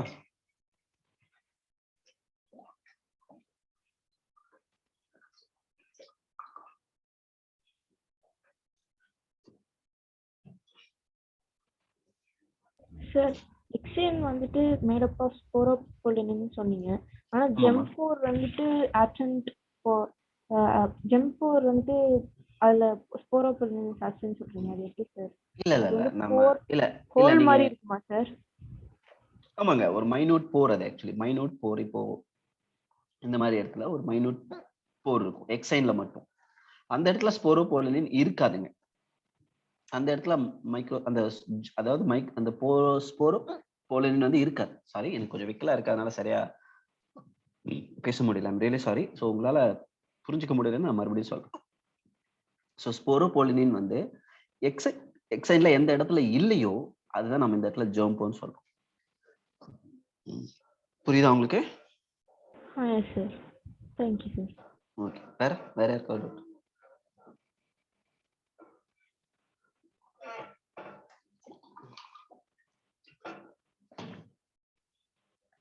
ஓகே, நான் இப்போ அடுத்த ஃபீமேல் ரீப்ரொடக்டிவ் ஸ்ட்ரக்சர் மூவ் பண்ணிடலாம். So female reproductive structure which is the gynoecium அப்படின்றது இங்க which represent the female reproductive part. ஃப்ளவர்ல இருக்கக்கூடிய அந்த ஃபீமேல் ரீப்ரொடக்டிவ் பார்ட்ன்றது gynoecium. So a single gynoecium which consists three important part, that is pistil. Okay, so நம்ம இங்க பார்க்கிறோம். Okay, this is the pistil. Okay, இதுதான் மொத்தமா நம்ம pistilன்னு சொல்றோம். இதுல வந்து ஸ்டிக்மா, இது ஸ்டைல், இது வந்து ஓவர். ஓகே, இப்போ இந்த பிஸ்டல் இருக்கு இல்லையா, இந்த நம்பர் வந்து வேரி ஆகும். ஒரு சில பிளான்ட்ஸ்ல வந்து சிங்கிள் பிஸ்டல் இருக்கும், சில பிளான்ட்ஸ்ல மெனி பிஸ்டல்ஸ் இருக்கும். ஸோ அப்படி அதுக்கேற்ற மாதிரி அதனுடைய கேரக்டரைசேஷன் இங்க மாறும். சி, சிங்கிள் பிஸ்டல் இருந்தா அது மோனோகார்பலரி பிளான்ட் அப்படின்னு சொல்லுவாங்க. No doubt, mono means single. So single only some plants have single pistil, they are called monocarpellary. or many have more than one pistil, they are called multicarpellary. So pistil அதிகமா இருந்தா multicarpellary, சிங்கிளா இருந்தா monocarpellary. That's it. Okay, right. இப்போ இதுல இன்னொரு characteristic feature இருக்குங்க. இதுதான் ரொம்ப ரொம்ப முக்கியம். இது क्वेश्चन கேட்கிறதுக்கான சான்சஸ் இருக்கு. இதுக்கான எக்ஸாம்பிள்ஸ் நமக்கு புக்ல வந்து இமேஜஸா கொடுத்திருக்காங்க. அடுத்த வருஷம் நம்ம இதுல இருந்து क्वेश्चंस எக்ஸ்பெக்ட் பண்ணலாம். அது என்னன்னு பார்க்கலாம். Listen. So what is syncarpous? So எப்பவுமே இந்த லெசன்ல நிறைய ஃபேக்ட்ஸும் இருக்கும், கான்செப்டும் இருக்குன்னு சொல்லியிருக்கேன் இல்லையா? அப்ப இந்த இடத்துல வாட் இஸ் ஃபேக்ட், இங்க இருக்கக்கூடிய ஃபேக்ட் என்ன? சின்கார்பஸ். ஆக்சுவலி இது வந்து ஒரு பினோமினா. என்ன மாதிரி அப்படின்னா, இப்ப நம்ம பிஸ்டல்ஸ் வந்து மோனோகார்பலரினா பிரச்சனை கிடையாது, அதெல்லாம் தனித்தனியா இருக்க போகுது. இப்போ அந்த பிஸ்டல்ஸ் வந்து ஒன் ஆஃப் ஃபியூஸ் ஆயிருந்ததுன்னு வச்சுக்கோங்களேன், அதுக்கு பேர் தான் சின்கார்பஸ். ரொம்ப முக்கியங்க. Sir, please have some water. அது எவ்வளவு குடிச்சாலும் வந்துட்டு இருக்கீங்க. எனக்கு ஒரு 2 நாளா கண்டினியூஸா இருக்கு. அப்பப்போ வருது போகுது, எனக்கு என்னன்னு தெரியல. Maybe Hold your breath for some time, sir. என்னங்க? கொஞ்ச நேரம் மூச்சை இழுத்து பிடிச்சுக்கோங்க சார், சரியாயிடும். அப்படியா? சரி, ஓகே.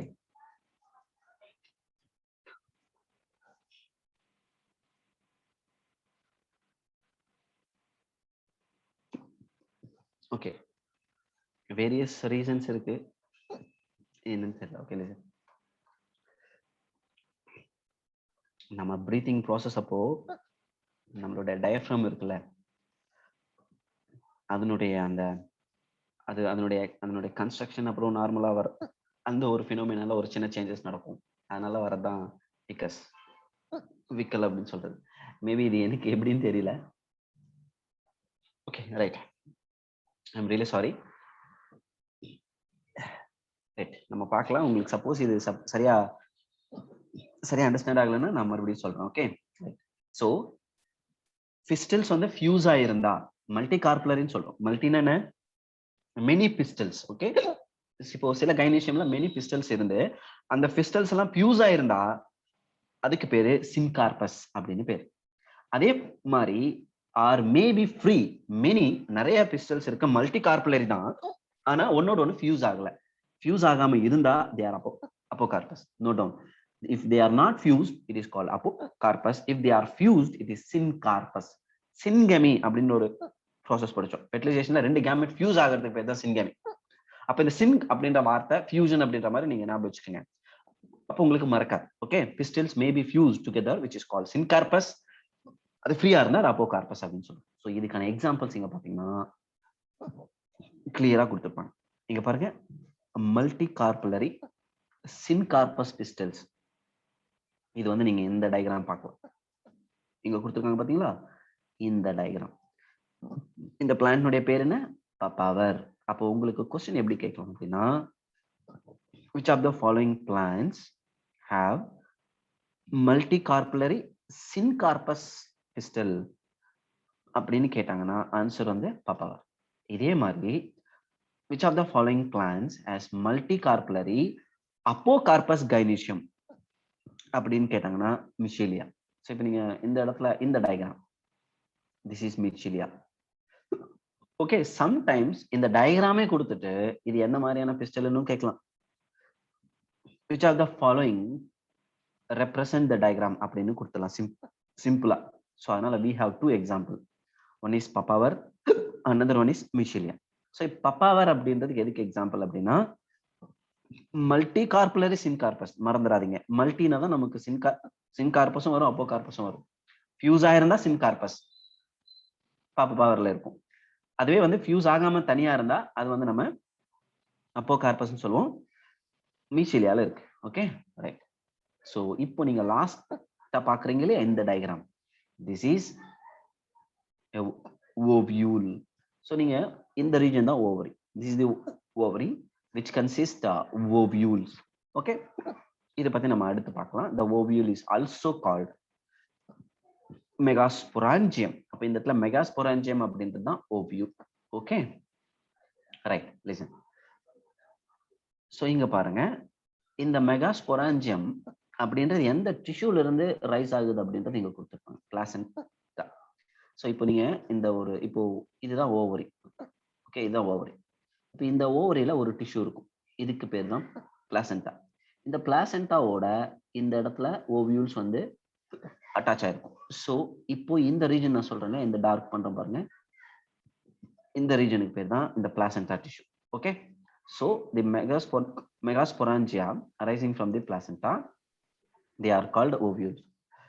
அப்போ ஓவியூலுக்கு ஈக்குவலண்டா நம்ம என்ன நேம் யூஸ் பண்றோம் இங்க? megasporangia. the number of ovules in an ovary may be 1. so இந்த ஓவியூலினுடைய நம்பரும் மாறும். ஒரே only one ovule இருந்து இருக்கக்கூடிய எக்ஸாம்பிள்ஸ் வந்து வீட், paddy, mango. these are all single ovule. Okay, ஓவரியில சிங்கிள் ஓவியூல் இருக்கும். இப்போ பப்பாயா, வாட்டர்மெலான், ஆர்ச்சிட்ஸ் இதெல்லாம் நம்ம எல்லாருக்கும் தெரியும். அங்க மெனி சீட்ஸ் தாங்க, வேற எதுவும் இல்லை. சீட்ஸ் மெனி இருந்தா அதான் இங்க, அதாவது ஃபெர்டிலைசேஷன் நடந்ததுக்கு அப்புறம் ஓவியூல்ஸ் தான் சீட்ஸா மாறுங்க. ஓவியூல்ஸ் தான் சீட்ஸா மாறும். இது மறந்துடக்கூடாது. எது சீடா மாறுதுன்றது நம்ம அடுத்து தனியா பார்க்கலாம். பட் இப்போ நான் சொல்றேன் உங்களுக்கு இந்த இடத்துல. Okay, right. இப்போ நான் சொன்ன இந்த பாயிண்ட்ஸ் வந்து என்னென்ன எக்ஸாம்பிள்ஸ் எல்லாம் கொடுத்துருக்கணும் அதெல்லாம் பாருங்க. உங்களுக்கு வந்து ஒரு 2 மினிட்ஸ்ல நான் கொஸ்டின்ஸ் வந்து ஜஸ்ட் டிஸ்கஸ் பண்றேன். அதுக்கு முன்ன என்னுடைய வைக்கல நிறுத்த முடியுதான்னு ட்ரை பண்றேன். எனக்கு இந்த எக்ஸாம்பிள்ஸ் பப்பாவர் எதுக்கு எக்ஸாம்பிள், மிஷிலே எதுக்கு எக்ஸாம்பிள், வீட்டு, பேடி, மேங்கோ இதெல்லாம் எதுக்கு எக்ஸாம்பிள் வரும்னு தெரிஞ்சுக்கணும்.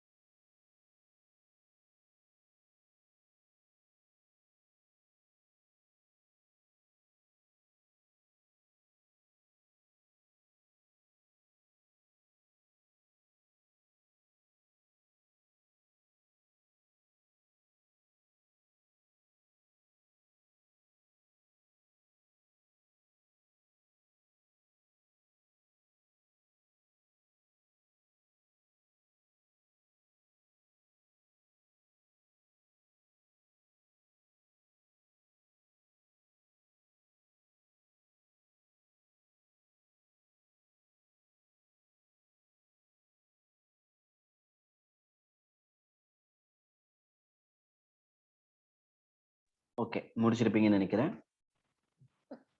நான் enough டைம் கொடுத்துட்டேன். Okay, now we are going to discuss megasporangium and ovule. Okay, இப்போ நம்ம டிஸ்கஸ் பண்ணக்கூடிய என்டையர் கேரக்டரிஸ்டிக் ஃபீச்சர்ஸ் இங்க தான் இருக்கு. So this is the ovule.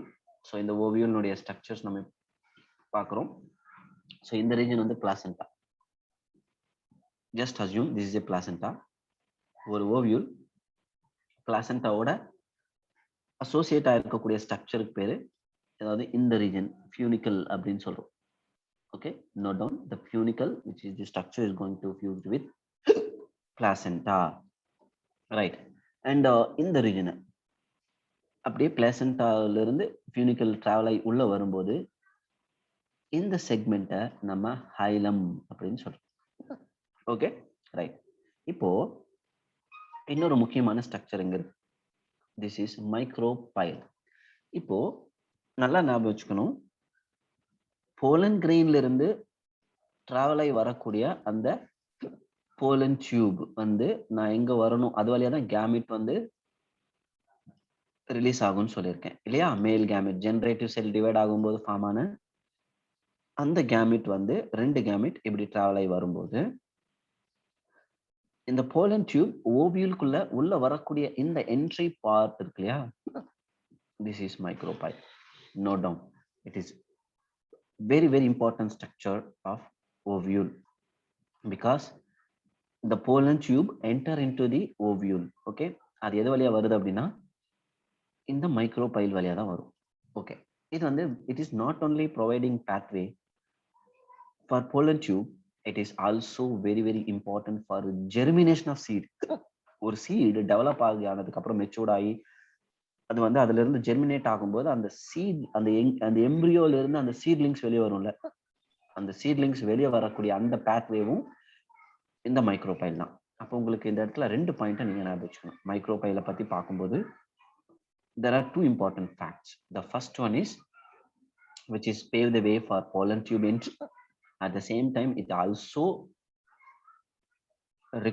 required for pollen germination. ஏன் சார் pollen germination இது வேணும்னு கேட்டீங்கன்னா, pollen அந்த சீட் ஜெர்மினேட் ஆகும்போது உங்களுக்கு வந்து அந்த சீடுக்கு தேவையான வாட்டர் அண்ட் ஆக்சிஜனும் வந்து இந்த மைக்ரோபைல் வழியா தான் போகும். அப்போ மைக்ரோபைல் அப்படின்றது it's a common pathway for oxygen and water. So when oxygen and water is required during seed germination, and micropyle pollen tube entry use ஆகும். எதுக்காக? to reach the pollen gametes. Okay, இந்த embryo sac அப்படின்றது தாங்க நீங்க எக்ஸாக்ட்டா gamete female gamete நினைச்சுக்கணும். நல்லா புரிஞ்சுக்கணும். இங்க female gameteன்றது it's nothing but embryo sac. Okay, இந்த embryo sac-க்குள்ள தான் இந்த pollen tube entry ஆகும். இப்படி இதுல இருந்து வந்து இப்படி என்ட்ரி ஆகும். ஓகே, ஸோ கேமெட்ஸ் வந்து இது வழியா தான் உள்ள வரும். இது நான் சொல்றேன், இந்த இடத்துல தான் எக் இருக்கும். அந்த கேமெட் எக்கோட ஃபியூஸ் ஆகக்கூடிய இந்த ப்ராசஸ் தான் ஃபெர்டிலைசேஷன். ஓகே, ஸோ எவ்வளோ ஒரு மைன்யூட்டான ஒரு ப்ராசஸ் பாருங்க, எவ்வளோ இதுக்கு பின்னாடி எவ்வளோ ஒரு மெக்கானிசம் நடக்கணும் பாருங்க. நம்ம சிம்பிளா நினைச்சுக்கிறோம் ஒரு பிளான்ட் வந்து ஈஸியா வந்து ஃப்ரூட்ஸை கொடுத்துருது இல்லை சீட்ஸை கொடுத்துருது அப்படின்றது. அதுக்கு பின்னாடி இருக்கக்கூடிய இவ்வளோ மெக்கானிசம் இருக்கு. இதுல இந்த மைக்ரோபைல் ஓப்பன் ஆகல, க்ளோஸ் ஆயிடுச்சுன்னா முடிஞ்சது, ஃபெர்டிலைசேஷனே நடக்காது. அதுக்கப்புறம் எந்த இதுவும் இல்லை. ஓகே, ஸோ நம்ம தான் நேச்சரை டிபெண்ட் பண்ணியிருக்கோம், நேச்சர் நம்மளை டிபெண்ட் பண்ணி இல்லை. Okay, right, listen.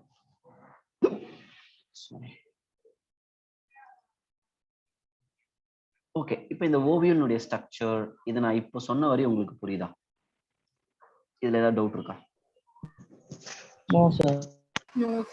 Okay, listen. இப்போ நம்ம என்ன பண்ண போறோம்னா, இந்த ஓவியல் சுத்தி ஒரு லேயருக்கு, இப்போ ஒண்ணும் இல்லை, நீங்க ஒரு சீடு எடுத்து பார்த்தீங்கன்னா அந்த சீடு மேல ஒரு சீடு கோட் இருக்குமா?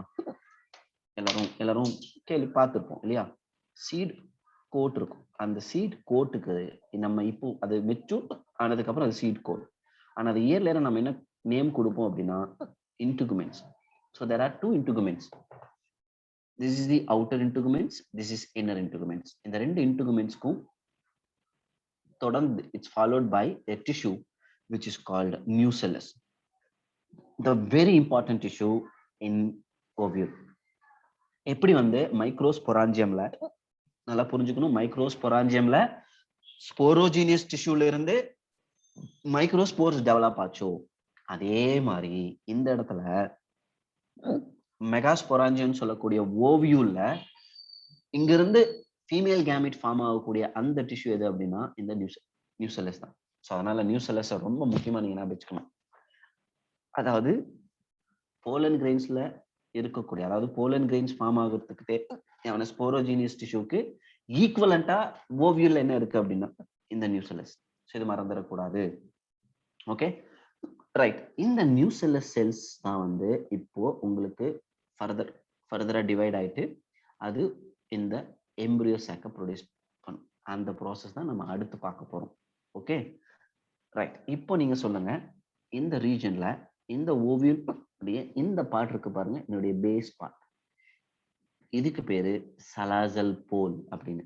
அதாவது இது எப்படி ஞாபகம் வச்சுக்கணும்னா, ஓவியலுடைய ஒரு எண்டுல மைக்ரோபைல் இருந்தா அதுக்கு அப்படியே ஆப்போசிட்ல இருக்கக்கூடிய ஸ்ட்ரக்சருக்கு பேர் தான் சலாசல் போல்.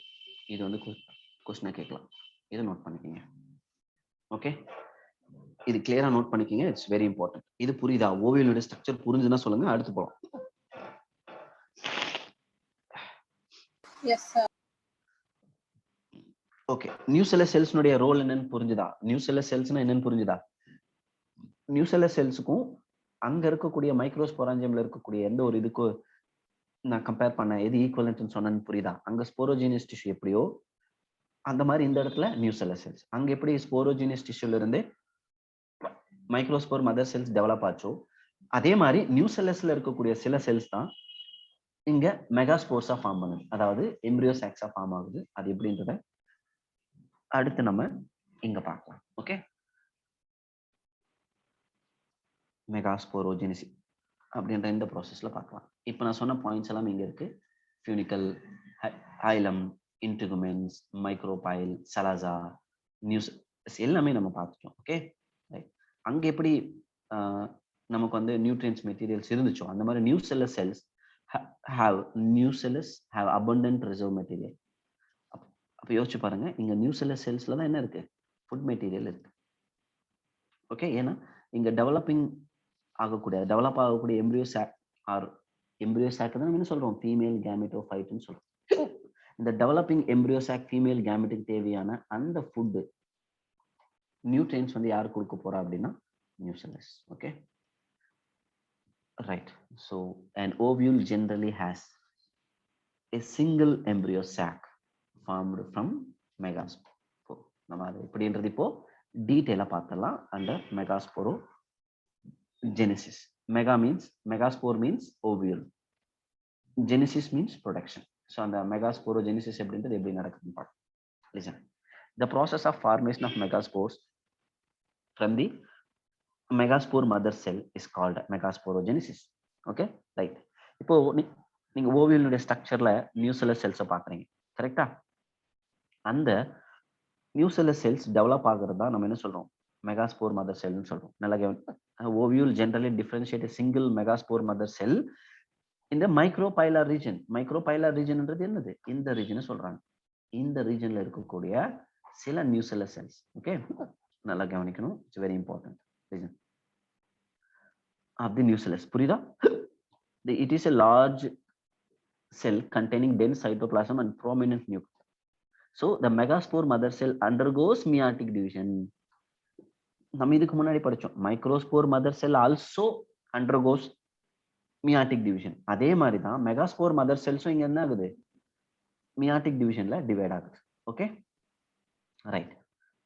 இப்போ மியாசிஸ் நடந்தா எத்தனை கேமெட்ஸ் ஃபார்ம் ஆகணும், 4, கரெக்டா? ஏன்னா ரிடக்ஷன் டிவிஷனில் so 4 gametes form ஆகும். Those are called 4 megaspores. Look at this diagram. So these are all the, see, this is the nucellus cells. Okay, இங்க இருக்கக்கூடிய இந்த நியூக்ளியஸ் தான் இப்போ டிவைட் ஆகுது, மியாட்டிக்கலி டிவைட். அப்படி டிவைட் ஆகும்போது தான் இங்க எத்தனை செல் ஃபார்ம் ஆகுது, 1, 2, 3 and 4. Okay, there are 4 megaspores.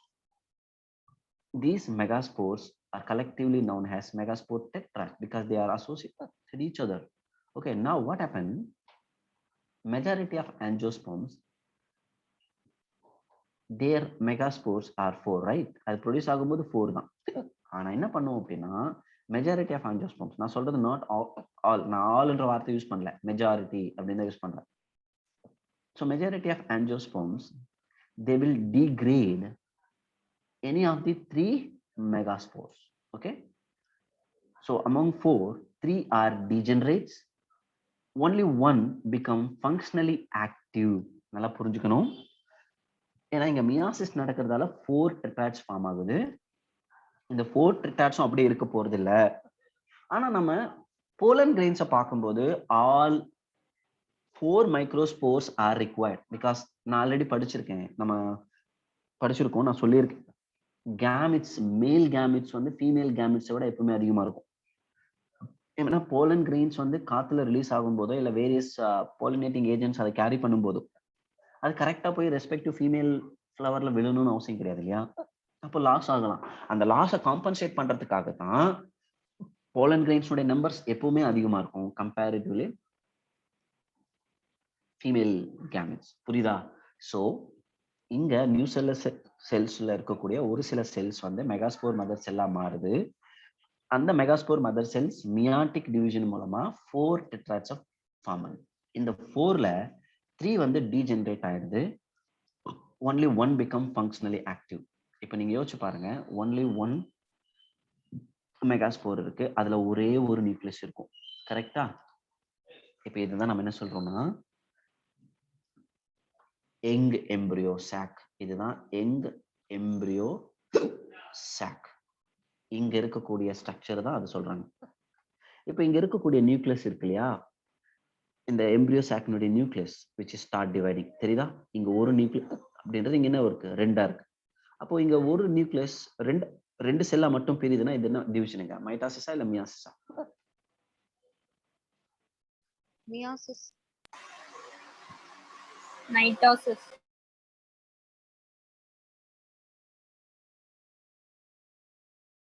இங்க ஒரு நியூக்ளியஸ் 2ஆ பிரியுது, equational division.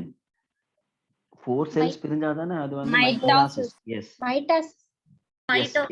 S yes correct. இப்போ எம்பிரியோ சாக்ல இருக்கக்கூடிய இந்த நியூக்ளியஸ் மைட்டாசிஸ் மெத்தட்ல பிரியுதுங்க, கன்சிக்யூட்டிவா 3 மைட்டாட்டிக் டிவிஷன் நடக்கும்போது அதுல எத்தனை நியூக்ளியஸ் இருக்கு பாருங்க, 1 2 3 4 5 6 7 8. அப்போ ஒரு வெல் மெச்சூர்டு எம்பரியோ சாக்ல எத்தனை நியூக்ளியஸ் இருக்கு? 8 நியூக்ளியஸ் இருக்கு. புரியுதுன்னு நினைக்கிறேன். புரியுதா இது? Yes, sir. ரைட். இப்போ நம்ம இதை என்ன சொல்ல போறோம் அப்படின்னா, நல்லா கவனிங்க. இந்த 8 நியூக்ளியஸ் டிவைட் ஆகுற வரையும் இந்த நியூக்ளியஸை சுத்தி எந்த ஒரு வாலும் ஃபார்ம் ஆகும். இப்போ பொதுவா நம்ம செல்லுனாவே, பிளான்ட் செல்லுனாவே செல் வால் இருக்கணும்ல. ஆனா இங்க செல் வால் எதுவுமே ஃபார்ம் ஆகல. பாத்தீங்கன்னா தெரியும். Only nucleus is there. இப்போ கொஞ்சம் அது டிவிஷன் நடந்து முடிஞ்சதுக்கு அப்புறம் இங்க செல்ஸ் வந்து ஃபார்ம் ஆகுது. அப்படி ஃபார்ம் ஆகும்போது இந்த 8 செல்ஸ்ல 3 செல்ஸ் என்னவா மாறுது அப்படின்னா ஆன்டிபோடல் செல்ஸா மாறுது. நல்லா புரிஞ்சுக்கணும். இது சலாசல் எண்ட். ஓகே, சலாசல் எண்ட்ன்றது என்னது? மேக்ரோஸ்போரஞ்சியம்ல இந்த ரீஜன் தான் சலாசல் எண்ட். Okay, right. ஸோ அப்போ இங்க எந்த எண்ட்ல ஆன்டிபோடல் செல்ஸ் ஃபார்ம் ஆகுது? சலாசல் எண்ட். எத்தனை number? 3. So antipodal cells are 3. Okay, now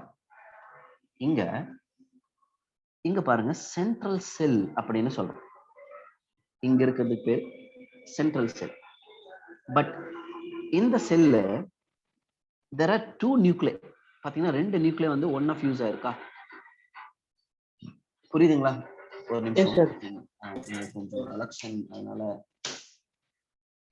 conversation இருக்கு. Okay listen. Okay listen. அப்போ நீங்க இந்த போலார் நியூக்ளியை பார்க்கும்போது there are 2 நியூக்ளியை. they are collectively known as central cell. அப்போ ஒரு செல்ல எத்தனை நியூக்ளியஸ் இருக்கு? 2 நியூக்ளியஸ் இருக்கு. Very good. Okay, it is the fourth one. Okay, this is the fourth cell. Now the fifth cell is egg. டோட்டலா 8 நியூக்ளியை form ஆயிருக்கு இல்லையா? 8 நியூக்ளியை. அதுல 3 நியூக்ளியை ஆன்டிபோடல் செல்ஸா ஃபார்ம் ஆயிடுச்சு. 2 நியூக்ளியை கம்பைனா சென்ட்ரல் செல் அண்ட் தேர்ட் இங்க ஃபிஃப்த் ஒன் வந்து பாத்தீங்கன்னா எக் செல். அப்போ டோட்டலா 5 ஆயிடுச்சா? Yes, sir. ஓகே, இப்போ இங்க செல்ஸ் அப்படின்னு பார்த்தோம்னா இன்னும் 2 செல் இங்க இருக்கு. they are synergids.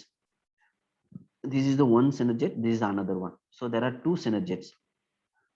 அப்போ நீங்க நல்லா பாருங்க, this is well matured embryo sac. well matured embryo sac. see, matured embryo sac. so matured embryo sacல செல்ஸ் எவ்வளவுங்க இருக்கு? how many number of cells? 8.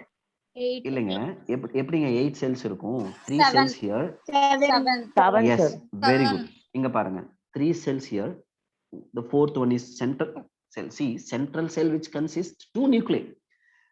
cell is one but it consists 2 nuclei, which means இங்க வந்து ஒரு செல் வந்து 2 nuclei இருக்கு. அப்போ இங்க நியூக்ளியை வந்து 2 இருக்கு, அதை மறந்துடக்கூடாது. அப்போ வெல் மெச்சூர்டு நியூக்ளியஸ்ல எத்தனை செல்ஸ் இருக்கும் அப்படின்னா 7 and எம்பிரியோ எவ்வளவு இருக்கும்னா, சாரி, அதுல இருக்கக்கூடிய நியூக்ளியஸ் எவ்வளவு இருக்கும்னா 8. அப்போ 7 cell and 8 nuclei condition is the characteristic feature of well matured embryo sac. A typical angiosperm embryo sac at maturity, though 8 nuclei is 7 cell. இது அப்படியே ஒரு நிமிஷம் லைன்ல இருங்க, நீங்க அப்படியே இருங்க. ஓகே,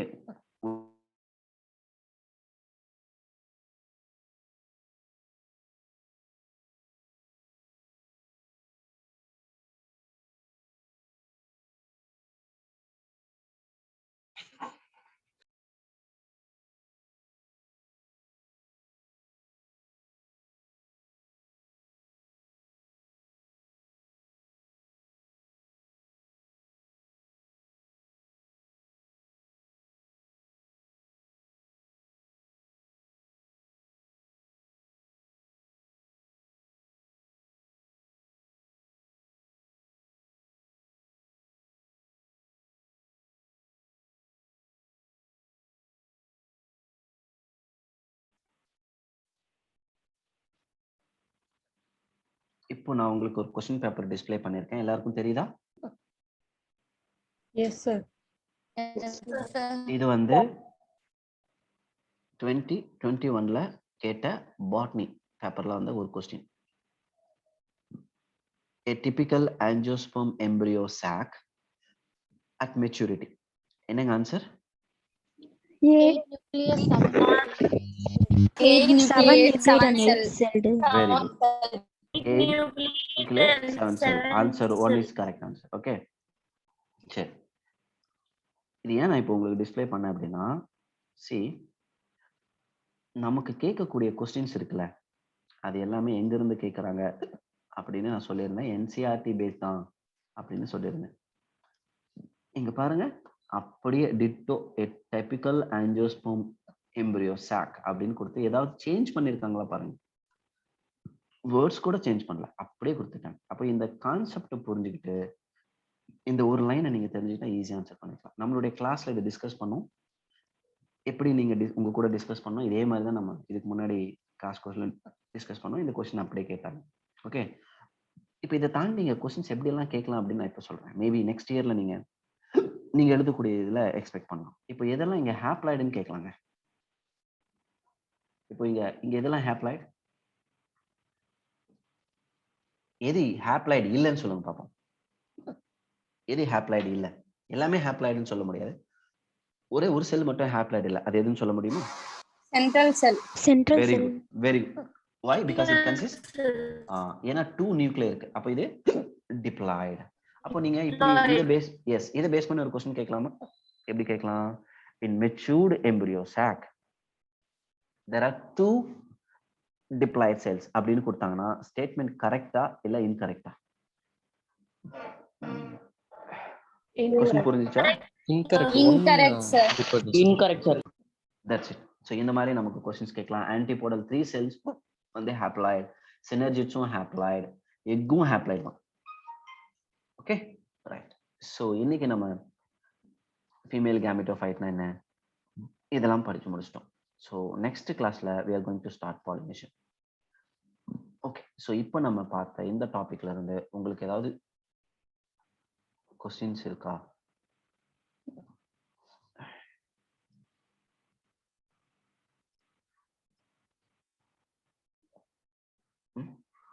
நீங்க கேட்கலாம். கிளியரா புரிஞ்சுதா? இதுல ஏதாவது டவுட் இருந்தா கேளுங்க. சார் ஒரு டவுட் சார். சொல்லுங்க. ஆன்டிபோடல் செல்லோட யூஸ் என்ன சார்?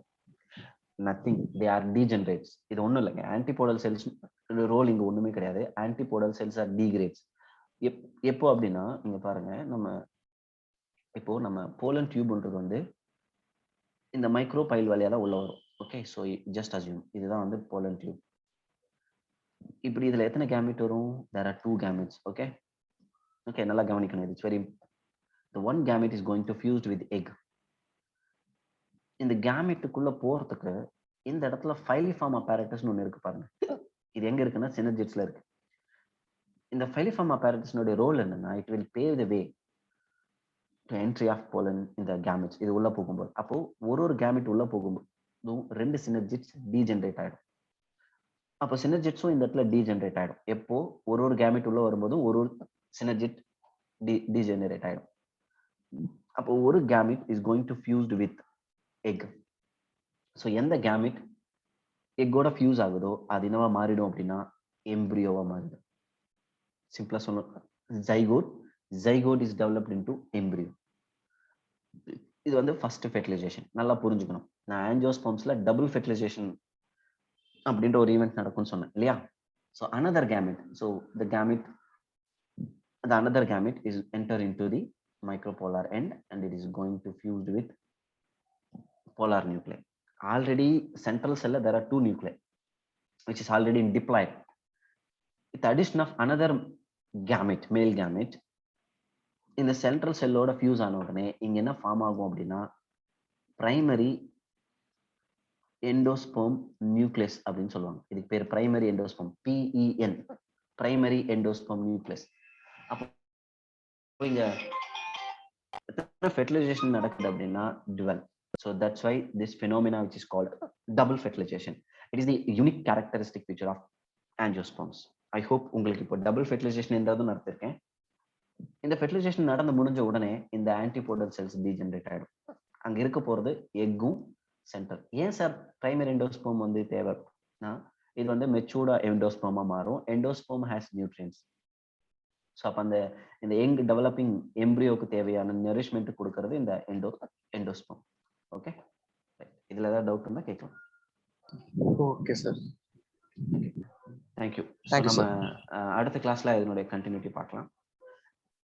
Thank you so much. நிறைய சப்போர்ட் பண்ணீங்க. எனக்கு விக்கல இருந்தாலும் நீங்க நிறைய சப்போர்ட் பண்ணீங்க. ஓகே, காமா இருந்தீங்க. I really thank you. So next கிளாஸ்ல பார்க்கலாம். Bye bye. Good night. Thank you. Thank you, sir. Thank Take you. care of yourself, sir. Thank you. Thank you sir. Sir question paper போன டெஸ்ட் வச்ச கொஸ்டின் பேப்பர் டிஸ்கஸ் பண்ணலாம். Okay, நான் next week discuss பண்ணட்டுங்களா? ஐ மீன் next கிளாஸ்ல discuss பண்ணிட்டா எனக்கு முன்னாடியே சொல்லிடுங்க. நான் அது சொல்லிடுறேன். நான் இப்போ சொல்லிட்டீங்களா, நான் நெக்ஸ்ட் கிளாஸ்ல நான் டிஸ்கஸ் பண்ணிடுறேன். சரியா? Okay okay, thank you. Good night. Thank you, sir. Thank you sir. Thank you. Thank you, sir. Thank you, sir.